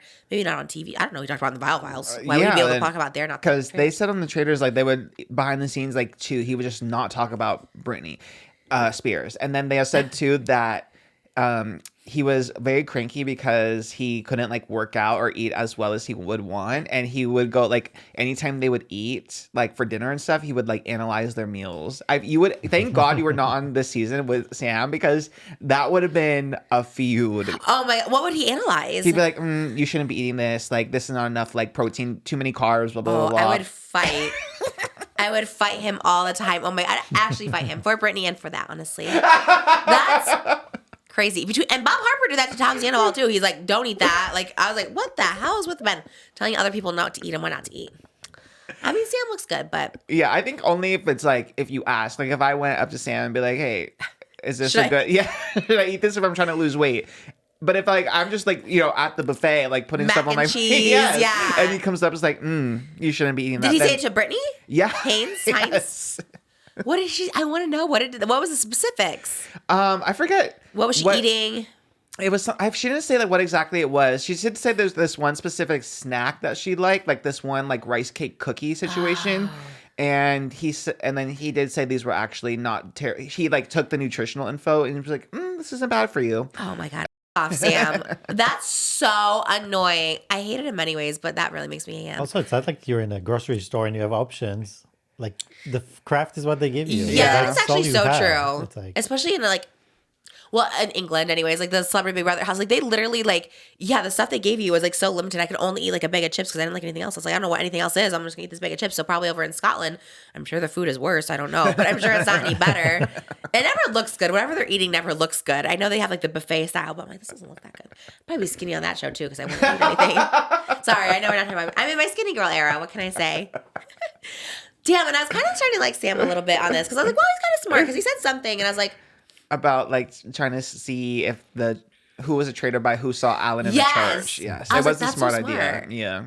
How did they not get Carolyn out from that? Because she was like, unless they edited it to look that way, but I got all the behind the scenes traitors tea. Yeah, they try to catch Carolyn by saying, look, what was Alan wearing in the scene? Because only the traitors would not have seen Alan. But they said that it looked worse in editing, but people just kept interrupting her. Like Tom Sandoval kept talking over her, and like everyone would just keep piping up. So she would start to talk, and then someone would interrupt. Tom was so funny because he's just like, I mean, he had a hat on that was the there. shoes, yes. I like Tom Sandoval. I know, it's working on me. Is it? Thank God. Because Yes. everyone on Twitter was like, no, Trish. Like, No, well, but I'm you like, can clarify. You like him on the show. On the show, yeah. Yeah. I As don't know him. like the character because he's outrageous. But He's so not as good. a person. him talking to the little horse. But I think he just like is that person. He's kind of in his own world. He's very spacey. But I also am not a Vanderpump Rules girly, so I don't have the No. full lore. I know the gist. Like I know Scandival, he cheated on Ariana with a castmate, and it went on for a long time. Oh, okay. So that whole thing obviously sounds horrific. Can I be real? Look, honestly, horrific, of course. But I really thought he like, and not, it might be being funny. I thought he like literally murdered someone on that show because everyone was like canceling him. Yeah, I thought like, or like hospitalized someone or something. Like that's what I thought, and I was like, damn, like this guy's a piece of shit. I don't know. I thought he like his girlfriend went missing or something. And You then did not think his girlfriend was Swear. What? Because everyone all of a sudden was like lifting Ariana, like you're so brave, you're this. I'm like, well, something must have happened. Like, did he? Seriously, I really thought something like he killed somebody or something. And so I was like, crazy. And then I was like, wow, I can't believe he's on this show. Like he like killed somebody. That's so crazy. And then when I dug deeper, because I was like, before I tweet this, let me see if he did anything, if he actually killed someone, because I don't want to be like, I love this person. And then I saw he cheated on her, which is like, yeah, I mean, you for sure, but also like, damn, they really wanted him gone. They were trying to put him in prison last year. I was like, damn, that's so wild. But anyways, hate him still, obviously. But I thought Ariana was like, I don't know. I thought like something, cheating is awful, but I thought something really, really bad happened to her. You know what I mean? Yeah, like something very, maybe like or something. Yeah, I do get it. It did seem darker for sure. Right, because like when Britney Spears was cheated on, you know, or like I'm trying to think, I guess Britney Spears. I guess technically, I don't know what happened there, but I'm trying to think of other women who've been cheated on. They don't get like raised. I love that they did. Honestly, she became like a star, and I love that for her. But like you never see that with people. Usually, when people get cheated on, they're always just like who's in the... I'm trying to think. I feel like I guess like didn't Kristen Stewart cheat on Robert Pattinson with like the director back in the day? This was like what yeah, she was with Robert Pattinson. And she cheated on him with the older like director. It was, I guess, it wasn't like death to Kristen Stewart. So. Right. God, I'm trying to think. There was one recently, like big celebrity that cheated. I don't know. Maybe I'm just talking out my ass, but he's funny on the show. His singing won. I know everyone was clipping the singing as like, oh my God, this is so cringy, but I mean, he won it for everybody. He was the one giving the tunes. I called it. I was so good. I knew every single one from the beginning. I wish I was playing it live with everyone because I knew it right away. I was so good at it. I was like, damn, I do love that show. It really is so good. Your girls are coming back, Pavardi and Kate. Yeah, who's Kate? She was on season 1 and 2. She was the girl they brought back like halfway through last season. What do you mean they're coming back? They're coming back. They're next making week. a cameo. Yep. Yeah. They have their outfits are so like. Do you think they have costumers for them? They do for certain scenes, and then for other scenes, okay, me with all this tea. Shout out Brittany Haynes, but Brittany Haynes Patreon. Honestly, it's pretty good. They bring their own clothes for the most part, and then they style them. But then for specific, like the more grand avant-garde things, like in the church or Like there was a wedding thing. yeah, then they have like Outfits. They have outfits, yeah. I want to know how you're watching the Patreon. Are you just like on your bed? Are you eating a snack? Are you in your car on your phone? How do you watch her Patreon? I consume all media as a girl on the go. Like I'll just be doing anything. That's why my screen time on my phone is like 15 hours or whatever. It's absurd just because I always have a little video playing at all times of the day. Where is it at and what are you doing? It honestly depends on the situation. Like I could be walking around with it. I can have it on but have my AirPods in. Like outside? Yeah. Oh my God. The other Take day I was out. What if someone's coming behind you? The killer. That's in the middle of the day. Yeah, that's what the killer will strike. You have your earpods in when you're walking? That's crazy. I think it's a very normal thing to walk around listening. I don't think so. Why? Spoken like a man. Because True, honestly, that is male privilege, what actually. the You're right hell? about Like, that. I'm on alert all the time. I'm like, what the? Get those earphones out. Okay. I'm worried about you, but okay. That's crazy. But yeah, I always have a little video playing. So it's either a Patreon or it's someone streaming. Lately, it was Love is Blind. I was watching Love is Blind in the background of just like all last my season? activities. This new season that just came out. Oh. It came out on Valentine's Day. Put it on the list. We have to watch that in White Lotus. We haven't watched it yet. Oh, you didn't watch White Lotus either? It was You good. watched last night? Oh! Yeah, it was a good episode. We should watch that instead of SNL. We were watching SNL. I was like, damn it. It's good. Well, yeah, White Lotus is a really good first Did someone die episode already? so far. It's actually yes. So there is an ambiguous opening scene. No spoilers. I mean, it's literally in the first like 30 seconds. But there's an ambiguous scene, impending violence, impending death. But we don't really know anything yet, as always. But White Lotus might be my favorite show. I love that show. Damn it. shout out Lisa from Blackpink is in it. She good? She's really good. And she plays like, it's a small role. I thought it was going to be just a cameo originally when I saw she was cast because she's such a big star. But she's actually like a real character. So Is I'm she excited. working at the White Lotus? Yeah. The employees at the White Lotus are always the best. Like Murray Bartlett in season 1, the Maui, like he was the best. The Italian girl in season 2, Oh, manager. you're right. Like the employees are always steal the the best. show. You're right. And isn't the employee from Maui the masseuse in this one? Yes, she's back. She's like in on this vacation. season. She's training at the Thai resort so she can go back to Maui and bring that training. Although it is like, at what point are you like, let me not stay at the White Lotus because there's like a death here every year? I think it's like Disneyland. They probably just don't report it. Like people are dying all the time and they just like, well, it wasn't they move them out. Wasn't on Disneyland. Like, you know what I mean? Because you never hear about Disneyland deaths, but you know people are dying all the time there. Are they, you think? I'm sure they have to, right? Like heart attacks or whatever. I mean, it's sad, but people die everywhere. You know what I mean? Yeah. And I feel like Disneyland covers it up. I'm sure White Lotus tries to too, or any 4 seasons for that matter. It's just statistically, like there's a certain size of a city. So even like Burning Man, for example, you have 50,000 people. You know, 1 or 2 people will die in that week, statistically. That is I never so think true. about that. Yeah, but- so it just Coachella. happens when you have a certain amount of people, you will have that. So Oh. Disneyland for sure. For sure. Yeah, there's just so many people there. And it's like, and we know firsthand, we don't know someone that died there, but we know someone who like fainted. And they like, what they do is they surround, we weren't there, but they're telling us, but someone close to us, they like surround that person and cover them so no one can see what's Obstruct their happening. view. Yeah. Yeah. And then they like literally like shuffle them off somewhere to like not be seen. crazy. Yeah, it's like wild. You want to take the magic out. They got a free meal, they said. That's what they told us. They're Life like, hack. they're like, the person that was telling us the story was like, yeah, they got like hamburgers and they told us what else we wanted if we needed water. Show up naked and faint. They'll feed you. They'll dress you. Oh, show Isn't them it like naked. if people are like The they're not streaker? dressed, up to code, they give them a shirt or something? Oh, right. Girls on TikTok will say that. They're like, oh, if you dress inappropriately, they'll give you a free t-shirt. Oh. That's kind of a a crazy hack, life yeah. hack. Yeah. I was rehearsing yesterday next to KATSEYE again. What? Yeah. Are you serious? Well, actually, more than that, I think if you look at Jeremy's story, SHAWN Mendes was next door. Oh, and I was Sabrina Carpenter. Did you see it on his story? Yeah. They were Well, actually there. I didn't have the context, so I didn't know what he was saying. But oh my god, That's what we were rehearsing. They were in between us. We heard Sabrina Carpenter's music, and then we saw SHAWN Mendes' like kits, but we didn't see Did him. you see KATSEYE again or no? No, I was gonna pop in, but I was like, maybe I'm not that close with them. Like, I was gonna be like, hey, because they told me what stage they were in, and I was gonna be like, hey, but I was like, let me not be that.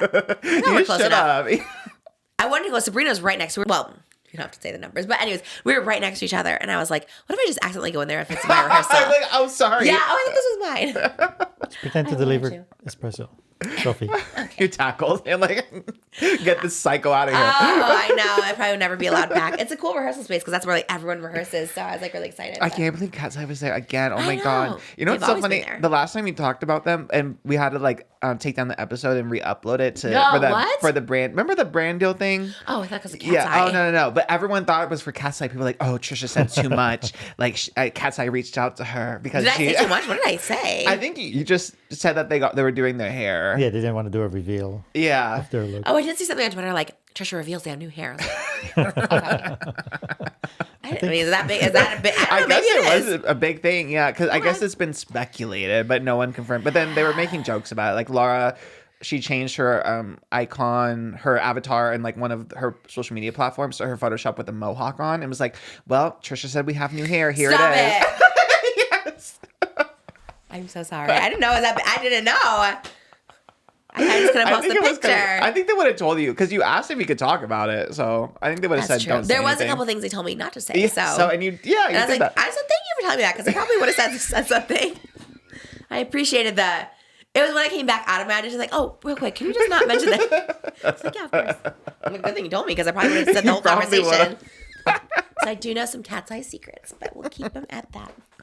Oh my god, I They're love great. those girls. No, I know. I should. They've been rehearsing there like every day. Me for the going past, with you month. next time. Yeah, you can just come I in. will. Yeah, and just wait It is outside. a cool spot. Like usually no one's there when I'm there, but it's a pretty cool spot. We got the big stage, so we were like next to all the big ones. It's pretty cool. I have to watch My Lotus. I'm so excited for that. Oh my god. Yeah, it was really good. I was gonna say I hate that it was only one episode. Usually, I like when they do like 2 or 3 episodes for the new season. But honestly, I'm getting back into like a weekly thing because Love Is Blind with the 6 episodes at once. I was like, I was kind of overwhelmed. We love Love Is Blind, but we never even did the last season. I should watch this one. I like it. It's just hard to do because it's not a show we can watch with the kids. So it's like we have to do it in like the 1 hour frame we have, and we're still trying to finish Jane the Virgin. Oh yeah. So it's been And it's a show for me that I just have on in the background, and I don't know. I usually am like, this is so annoying, so cringe. I go back and forth. I'm like, this is so cringy. Like, who would do this? And then I get so invested. I was like, that is so beautiful. Thank you for opening up about how your father. Yeah, this is one. So she opens up about her father is was a drug addict and her mother was a drug addict, and I was like, Madison, thank you so much for sharing your story. And then I'm like, then it cuts to someone else being annoying. I was like, this is so cringy. It's a really emotional roller coaster this season. I have to watch it. I I do miss it. It's kind of, there's some tea. It ends on a big like cliffhanger. What's the cliffhanger?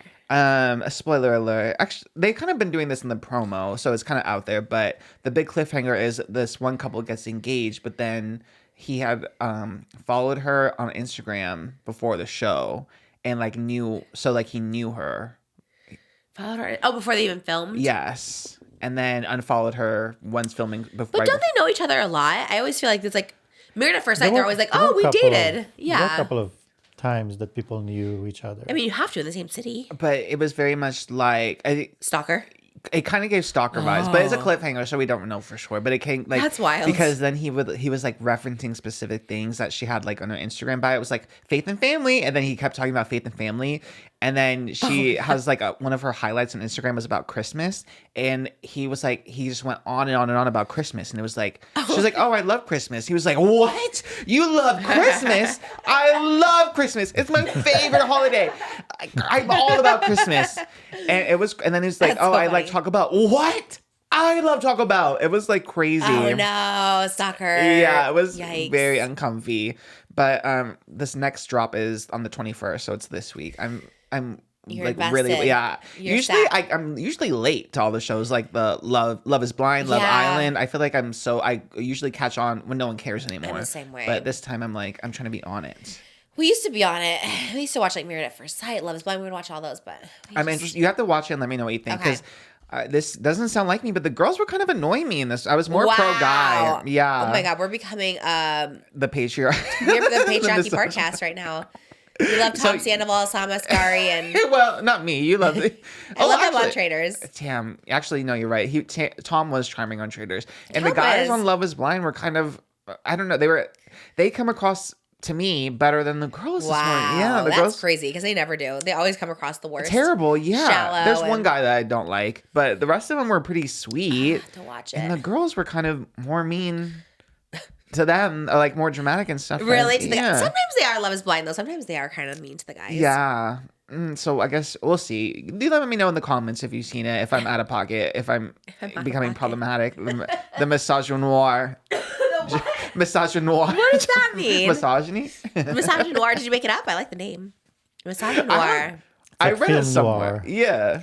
Such a noir. Yeah. Yeah. You know, Interesting. misogynoir. I like it. Misogynoir. Well, you know, we can't hate all men, right? No. Give We gotta some. love some. Yeah. I mean, Tom but- Sandoval, we have to love, obviously. He seems like an angel. Just kidding. I don't know him.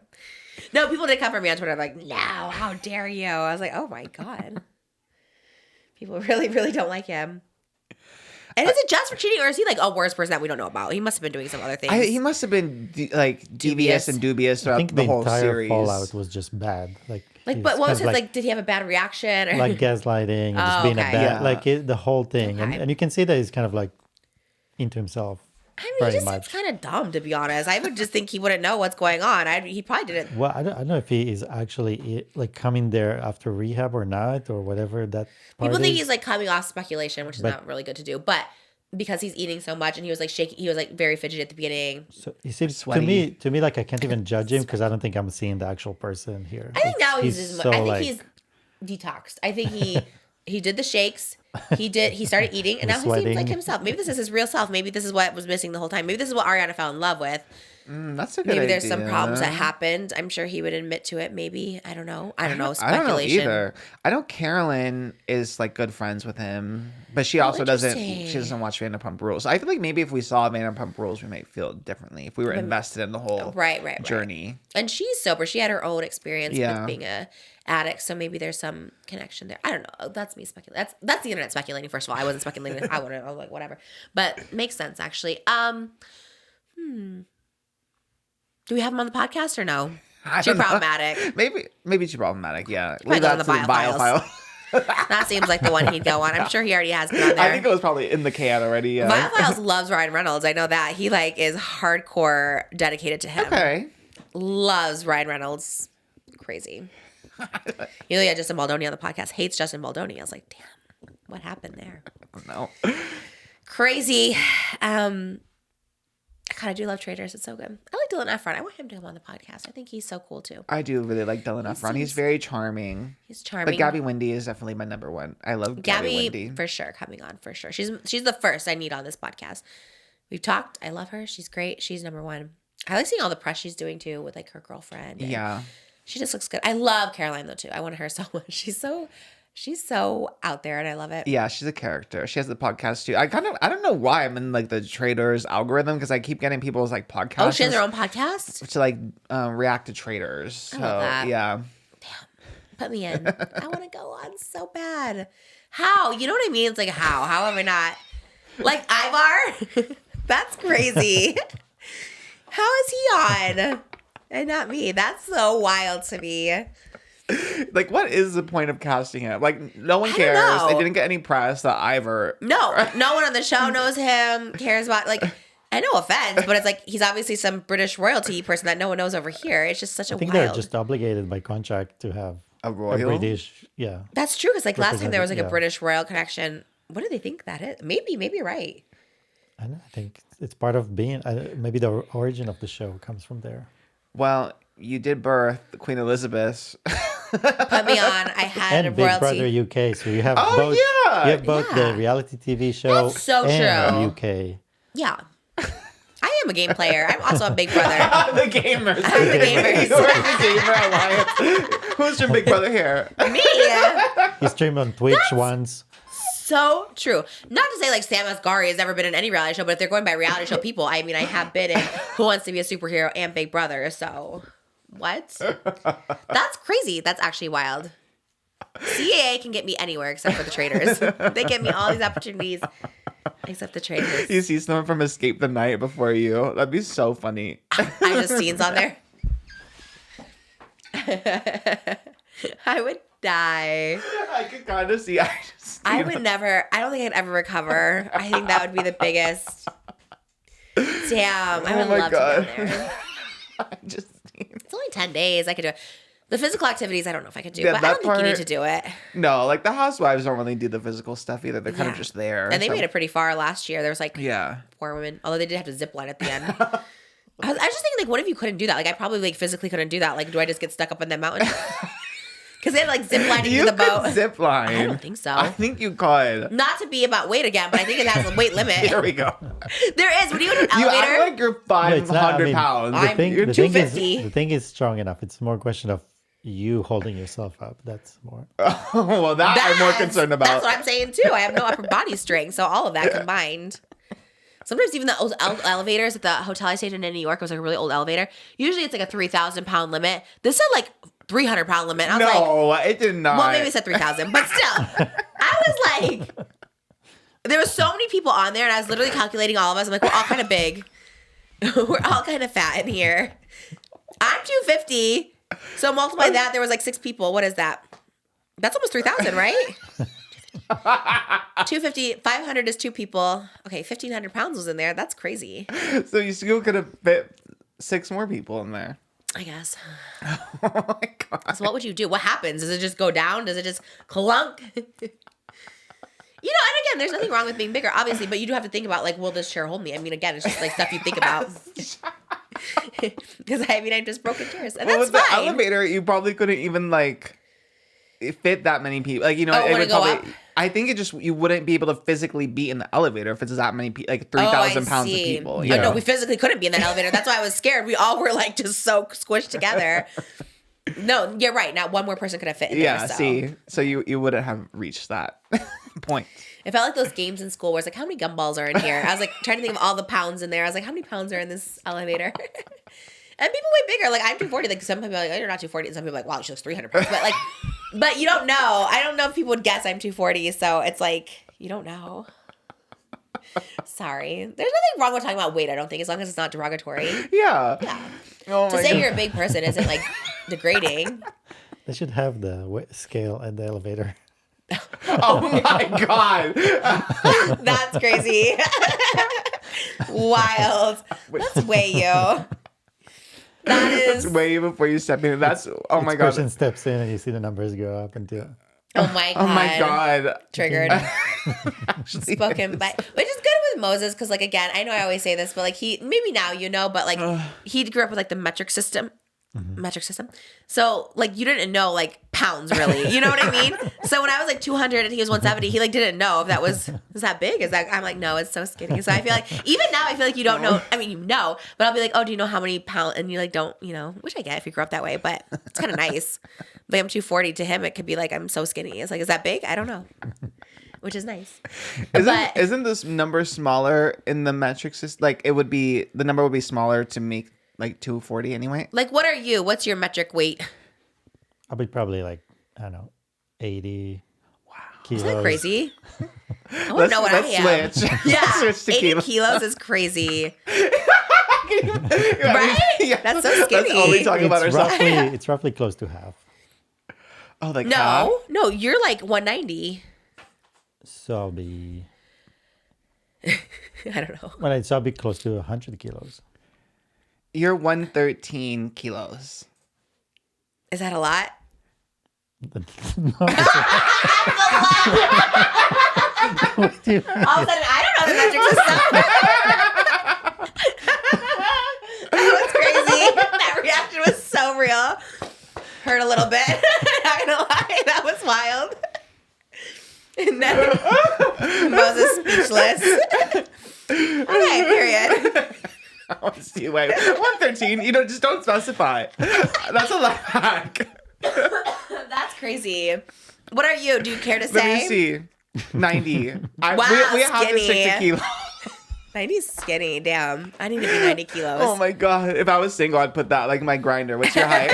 What's your weight? 90. 90? just say European. That's so funny.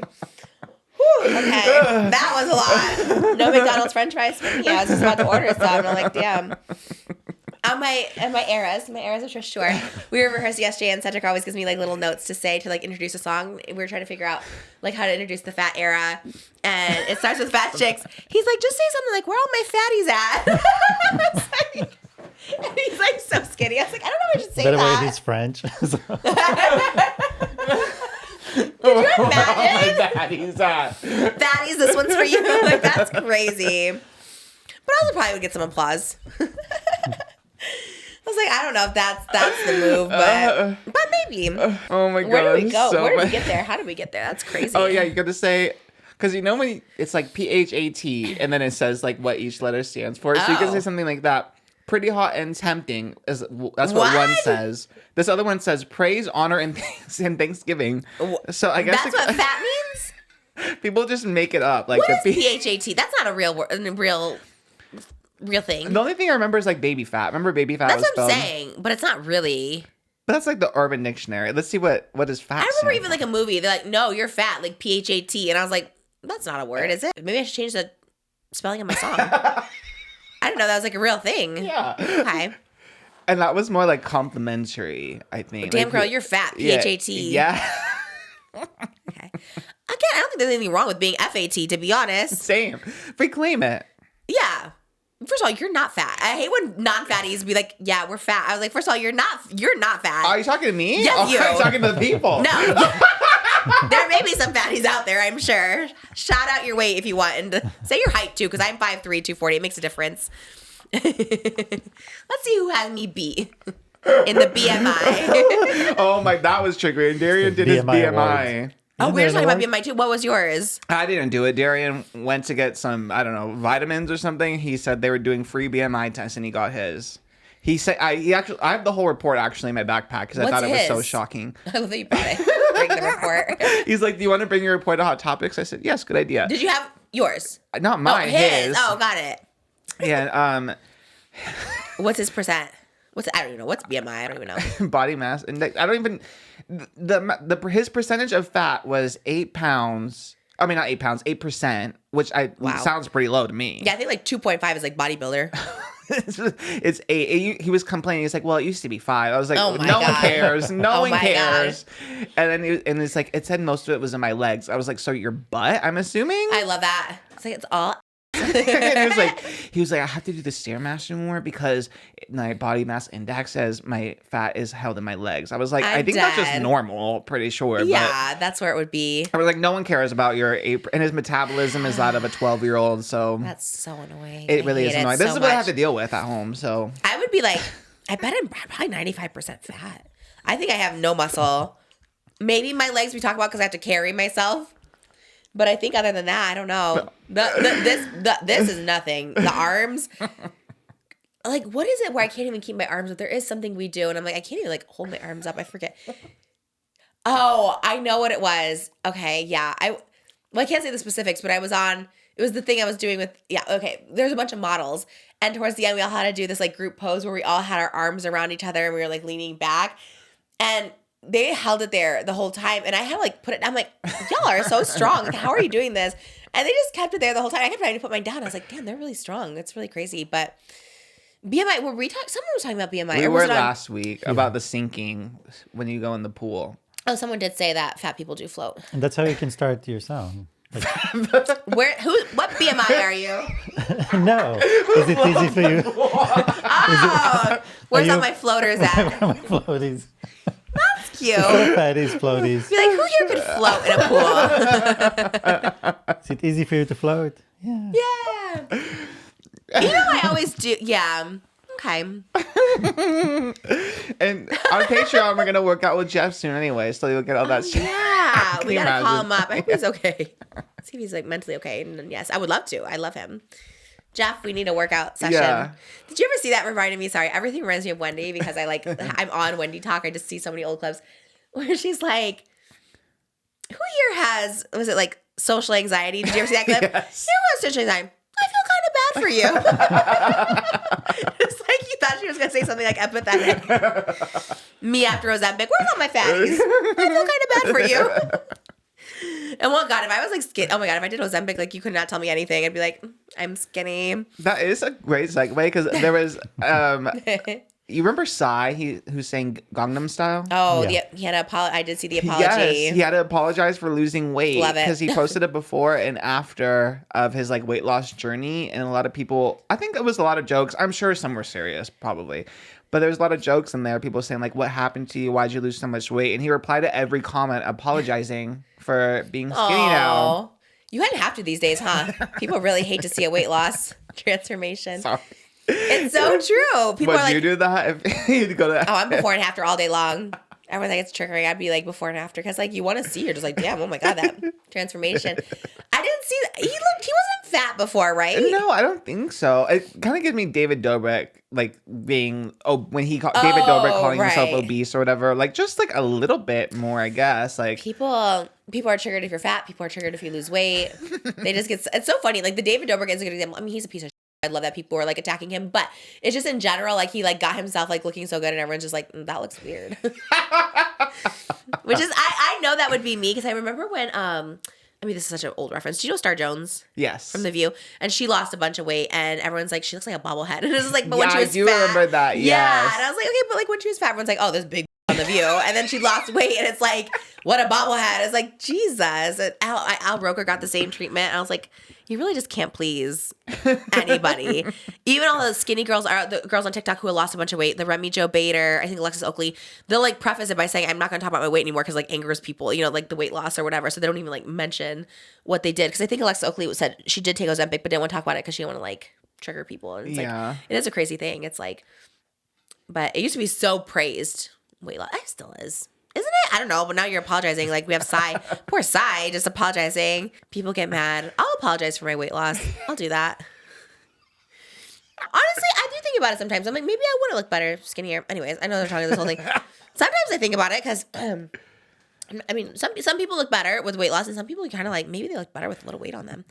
But I suppose there's a happy medium. I suppose 200 pounds might be okay. Sorry. So I love it. I love my body. I'm going on tour. I feel great. I've been dancing 8 hours a day.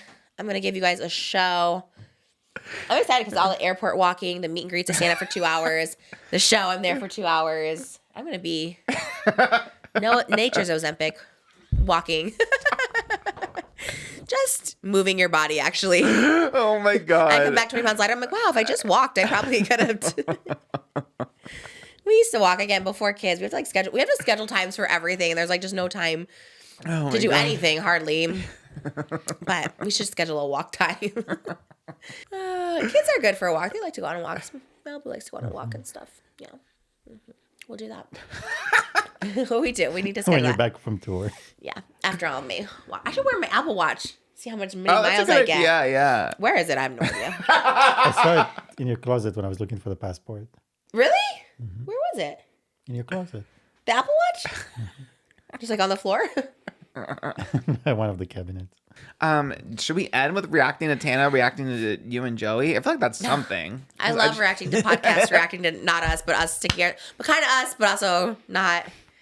It gives me like Mr. Beast. I mean, Rosanna talking about Mr. Beast vibes when you just. I love just inserting myself and then also like just going back and forth. That's the best thing about podcasts. Just people talking about podcasts, and they just go back and forth. Podception, yeah. Podception, yep. Here we go. My phone's on SOS. It was a very scary, awful situation. And then Joey Graceffa goes on Just Trish and says, and I quote, Love this shout out. Tana brought it up on her podcast. I was like, honestly, whatever. She can complain. It's bringing attention to the project. It's infuriating to me. You were so specific about like not making it was you love him. And like sorry writing that it off happened. as complaining is crazy. And then almost like diminishing like the pinky thing. You know what I mean? Like, I don't know what he said to Trisha exactly, if it was like, ask her how her pinky is. And it's like, okay, but this man who just like literally verbally, is that sexual assault? It's harassment. Sexual harassment. This man who just sexually harassed me on a set, then just like broke my pinky. Like, that fucking hurts. Yeah. Like, you know what I mean? Like, that's so annoying. Yeah, And then smash just, your pinky. and like, Joey. I also have a podcast, and Period. you know that when inviting me on, and I would have never said anything. I would have never, you know what I mean, even brought it up until it came out, had that not happened. But like that happened to me. And once again, had that been so many young, sweet YouTubers and influencer girls I know, that situation could have very easily gone so differently because they're not necessarily as outspoken of people as me. To write that off as just complaining is like so But crazy how to can me. you even like interpret it as complaining? Like there's nothing like it's not like you were like, oh my God, and I hated being there and it sucked and I had the worst day. I mean, I like, was like about being in downtown LA early in the morning, but well, that's that's fine. not nobody wants to be in downtown. That's LA. fair, though. Also, I'm just very at the point in my life, I think that I have grown so much as a person, and I've also shown my growth so much online. For people to then like, oh, it's just Tana me over things that are serious enrages me now. Because it's like, you didn't have to go say that. You like, and I like loved Joey Graceffa. I don't know. Like, I just like, it's like, okay, bet. Joey came on. It was the same day, Same actually. day, yeah. Joey came on in the morning, and I had seen Tana talk about it on her podcast. Then I had seen Joey talk about it. And when I heard Tana talk about it originally, I do think she like underplayed it, like what happened basically. And then Joey was like annoyed because he just didn't want people to know the cast. So he's like, well, clearly people know what it was for because whatever. So his more annoyance was like, oh, Tana like ruined that she was on it or something. And then, yeah, and then when he was here, he kind of gave us, you were here, he kind of gave us like free reign to be like, oh, yeah, ask her about it, whatever. As he said in that other clip, like, it's publicity. So I just, honestly, it's the most Escape the Night's ever been talked about. I know. I was gonna say I've never since the Gabby Hanna. Since the Gabby Hanna, I think, like, this is also like a crowd-funded thing. It's not backed by YouTube. Like, it's just not. It wasn't gonna get a lot of publicity as is. So it was getting publicity. I thought, well, I guess he's kind of in on it to be like, well, let her talk about it because Tana's influence is so big, right?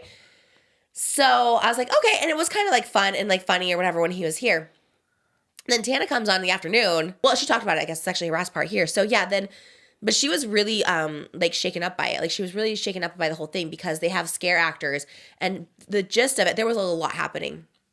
But the gist of it was she was left with a scare actor. She's like, and she described it. She's like hanging, like she's like tied up by her hands, her legs, like up on, I guess, like a ceiling or something. I don't know. And there's a scare actor there who's supposed to be like torturing her or something. I don't know. But I guess when they cut, everyone left. Like the cameras, everyone left. And they left her like hanging up there. And the scare actor's with her. And the guy just started being like super inappropriate, like saying like really inappropriate stuff while she was hanging there. Something like, this is like a situation he always wanted to be with her. Yeah. Like, or dream about. And it was like 20 minutes they're down there by themselves. Paige isn't there. She's upstairs because, they told her she can't come down. There's no phones down there. There's no signal.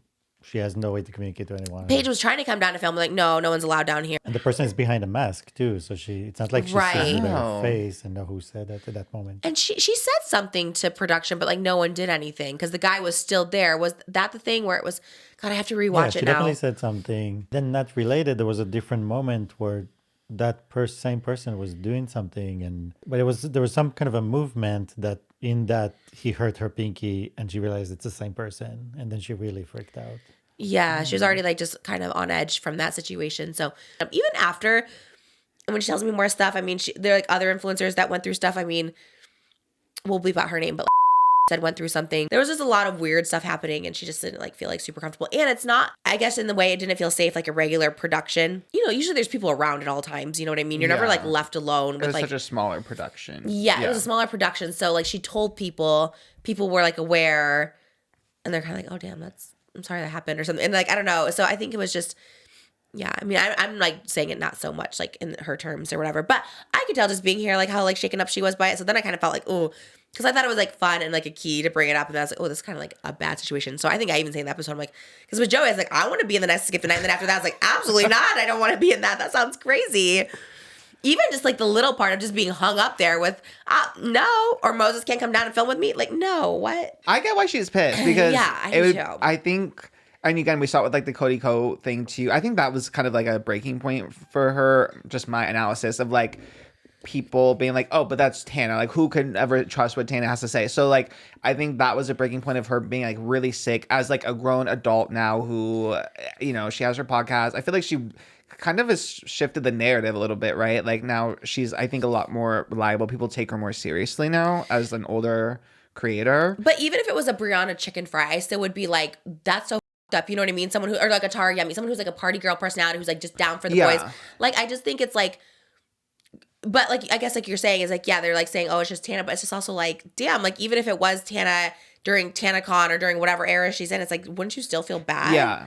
Regardless, you should feel bad and like, do more than just be like, oh, that's just Tana. But I think what she's talking about specifically is like with her is like, when Joey was here being like, oh, but you know how Tana is, whatever, like playing things and like the specific of Joey talking about it. Yeah, that's true. Which isn't fair because, obviously I think she's just sick of hearing that as someone who she's grown up a lot. She's not the TanaCon Tana anymore, Yeah. And even though on Canceled, like, yes, she talks in hyperbole and yes, she like can sensationalize. Because I think that was the thing with the pinky was I heard she's like, oh, I broke my pinky, but then everyone was like, but she's moving it, so it just she jammed it or whatever. But still, like it hurts, Yeah. So I think just blowing everything Tana says off as like sensationalism or hyperbole, it's just like insulting. Especially, I didn't know how serious it was too with like the sexual harassment and stuff. Then, especially, So. Yeah, like one of the actors, and she like made it known to like quite a few people, I believe, and so that and obviously when you're on a smaller production, but even so. I mean, Joey said, there was a production. There was like a team, it wasn't just like him, whatever. Even so, I think more so. It just confirmed her fear that people did not take it seriously. Yeah. Which is, hearing how he described the same situation. Because hearing her describe it and hearing him describe it, That would be the worst. And I think right? that's So then when she actually, because it's one thing to be there and like not remember, like, what did they feel about it? What did they do about it or not? But now you hear it. It's like hearing the people talking behind the scenes in the production saying, oh, it's okay. Just let it be. yeah, Like, it's not especially a since big she deal. let so many people know. And I want to say like Joey too. So it's like, yeah, it does suck, especially when it's like your friend and you're just like, Yeah, and I would say this to his face. Like if I knew about this when he was here, I would say the same thing to his face. Same. But it's like also realistically, she was doing you a favor, so you at least owe it to her to like take her seriously. You know what I mean? I think Oh. I think this is, again, just me projecting. I feel like he still has the idea of Tana, like when he met her, when he first worked with her on Escape the Night, because yes, she was like just got popular on YouTube and she was like more of that like wild 18. sensational. Maybe he still has the idea of her and just doesn't like take her as serious, but like, she's doing you a favor. She's such a popular creator, still so popular. She's doing this for you because she likes you, Yeah. so you owe it to her to take her serious Even at that I point. didn't return those texts. Clocked the Joey Graceffa interview. I was like, he's like, oh, I did text you. I was like, oh, did you? Forgot. Meanwhile, what I mean? that actually, oh my, you were What? you didn't text. I never heard. I didn't get a text. But then when I said, I was kind of like, oh yeah, I kind of remember. No, I actually, you know what? Maybe I didn't at the time with the interview, but I kind of specifically remember getting that. Be like, you never had me on any of them. You did, in and then I real forgot. time. And then when he was here, you're like, what? I never got a text. That's just me not remembering. But in the moment, I was like, Yes, you were. why would I ever do In the this show? moment you were. Who's doing I this? think you were on this program when that happened, actually. I'm surprised all the people that did come. I was like, all right. If I'm not on Traitors, I'm not going to skip the night. But you told them you were going to be on. Well, You rescinded being it. nice. Well, after that, no. And then that same day that happened, and all of a sudden I'm like, the f- is I happening know. I over kind there? of wish it was flipped because that that same. context is very important of Tana's Because tale. it was other people too that had some issues, like a pretty popular creator too. But no, I think that's like so valid, and it would be annoying to have someone then dismiss it. It's one thing to be like ignoring it, whatever, and then to like dismiss it or be Yeah. funny.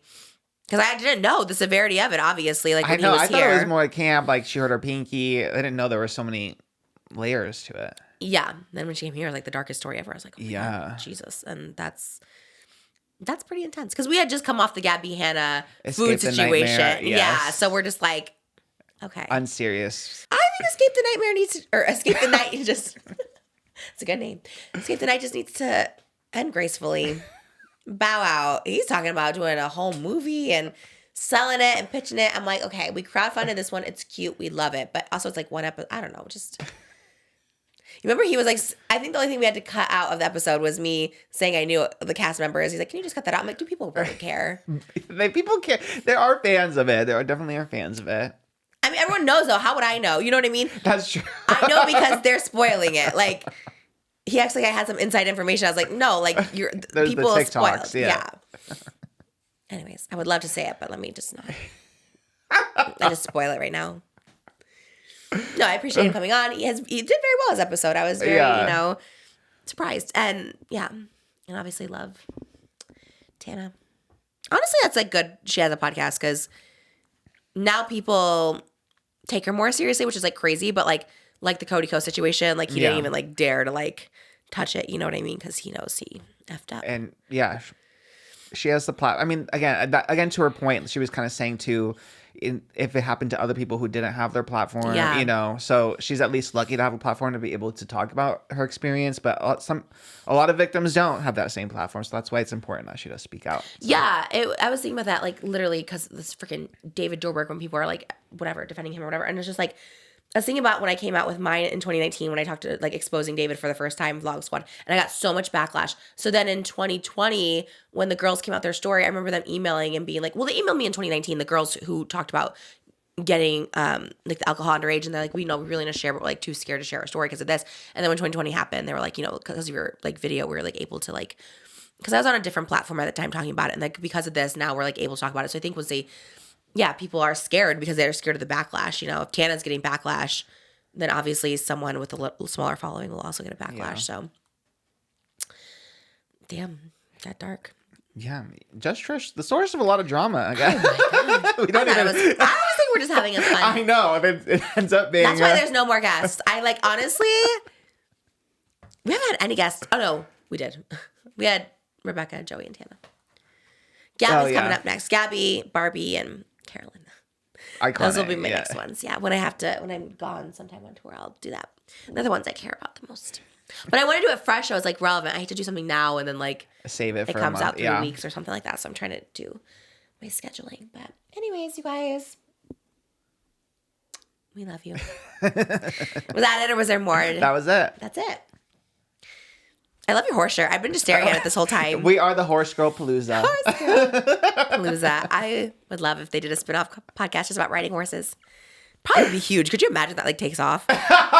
There's so many horse girls out there. And I'd be like, the equestrian demo. It's real. maybe that's the way to go. Yeah. For some, like if you, just in general, Horses. Let's do it.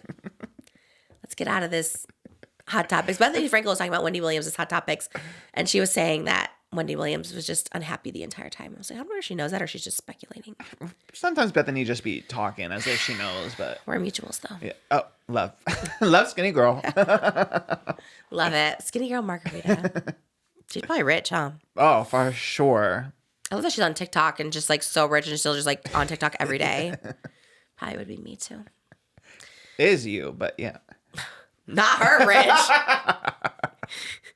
I am definitely not. Those seatbelt extenders might make you the next. Oh my God, we need to get those. I'm going on a plane soon. Okay, I'm going to get the seatbelt extenders for that and the Rainforest Cafe ride. All right, you guys, we love you. Go get tickets to the Eras of Trish tour starting this week. Don't worry, I'm going to have some water and hot honey, okay? Because it sounds worse than it is, but I'm going to be singing, I'm going to be belting, and it's going to be so good. And it's a bunch of new songs you never heard before, so come see it. Oscar will be, what were you doing Friday? You had plans Friday. You said you were doing something. Huh? Oh, Love is Blind. The new episode. Oh, this coming Friday? Yeah. You said the 21st or something. Yeah. That's what Oscar will be doing. Moses, what will you be doing this Friday? Friday night, Yeah. we'll be watching Sunny Bunnies. Maybe scroll through TikTok. Maybe you can see me. Yeah, I mean, they watch. Do you ever do that? Do you ever scroll and be like, oh, there's Trisha performing? My entire TikTok is that. Trish talk. Do you watch it or no? Of course. I like it. I watch it. I love Sometimes watching all the comment. posts. Don't repost all the time, do you? I repost all the time. Your stuff, dude. Yeah. I think Indianapolis is going to be a wild crowd. I think it's going to be a good one. It's the first show. I mean, the first show is always the most exciting. Opening. Ooh, opening night. All right. Hopefully I don't slip on those damn bubbles because I almost did yesterday. I was like, I think I'm going to slip over here, but... Yeah, I mean, it's basically soap, water. It's a... And there's nobody to clean up. They're like, the lights will melt it. I'm like, okay. That's crazy. Have your camera phones ready to capture the moment. Yeah, if I'm going to fall, folks. please capture that.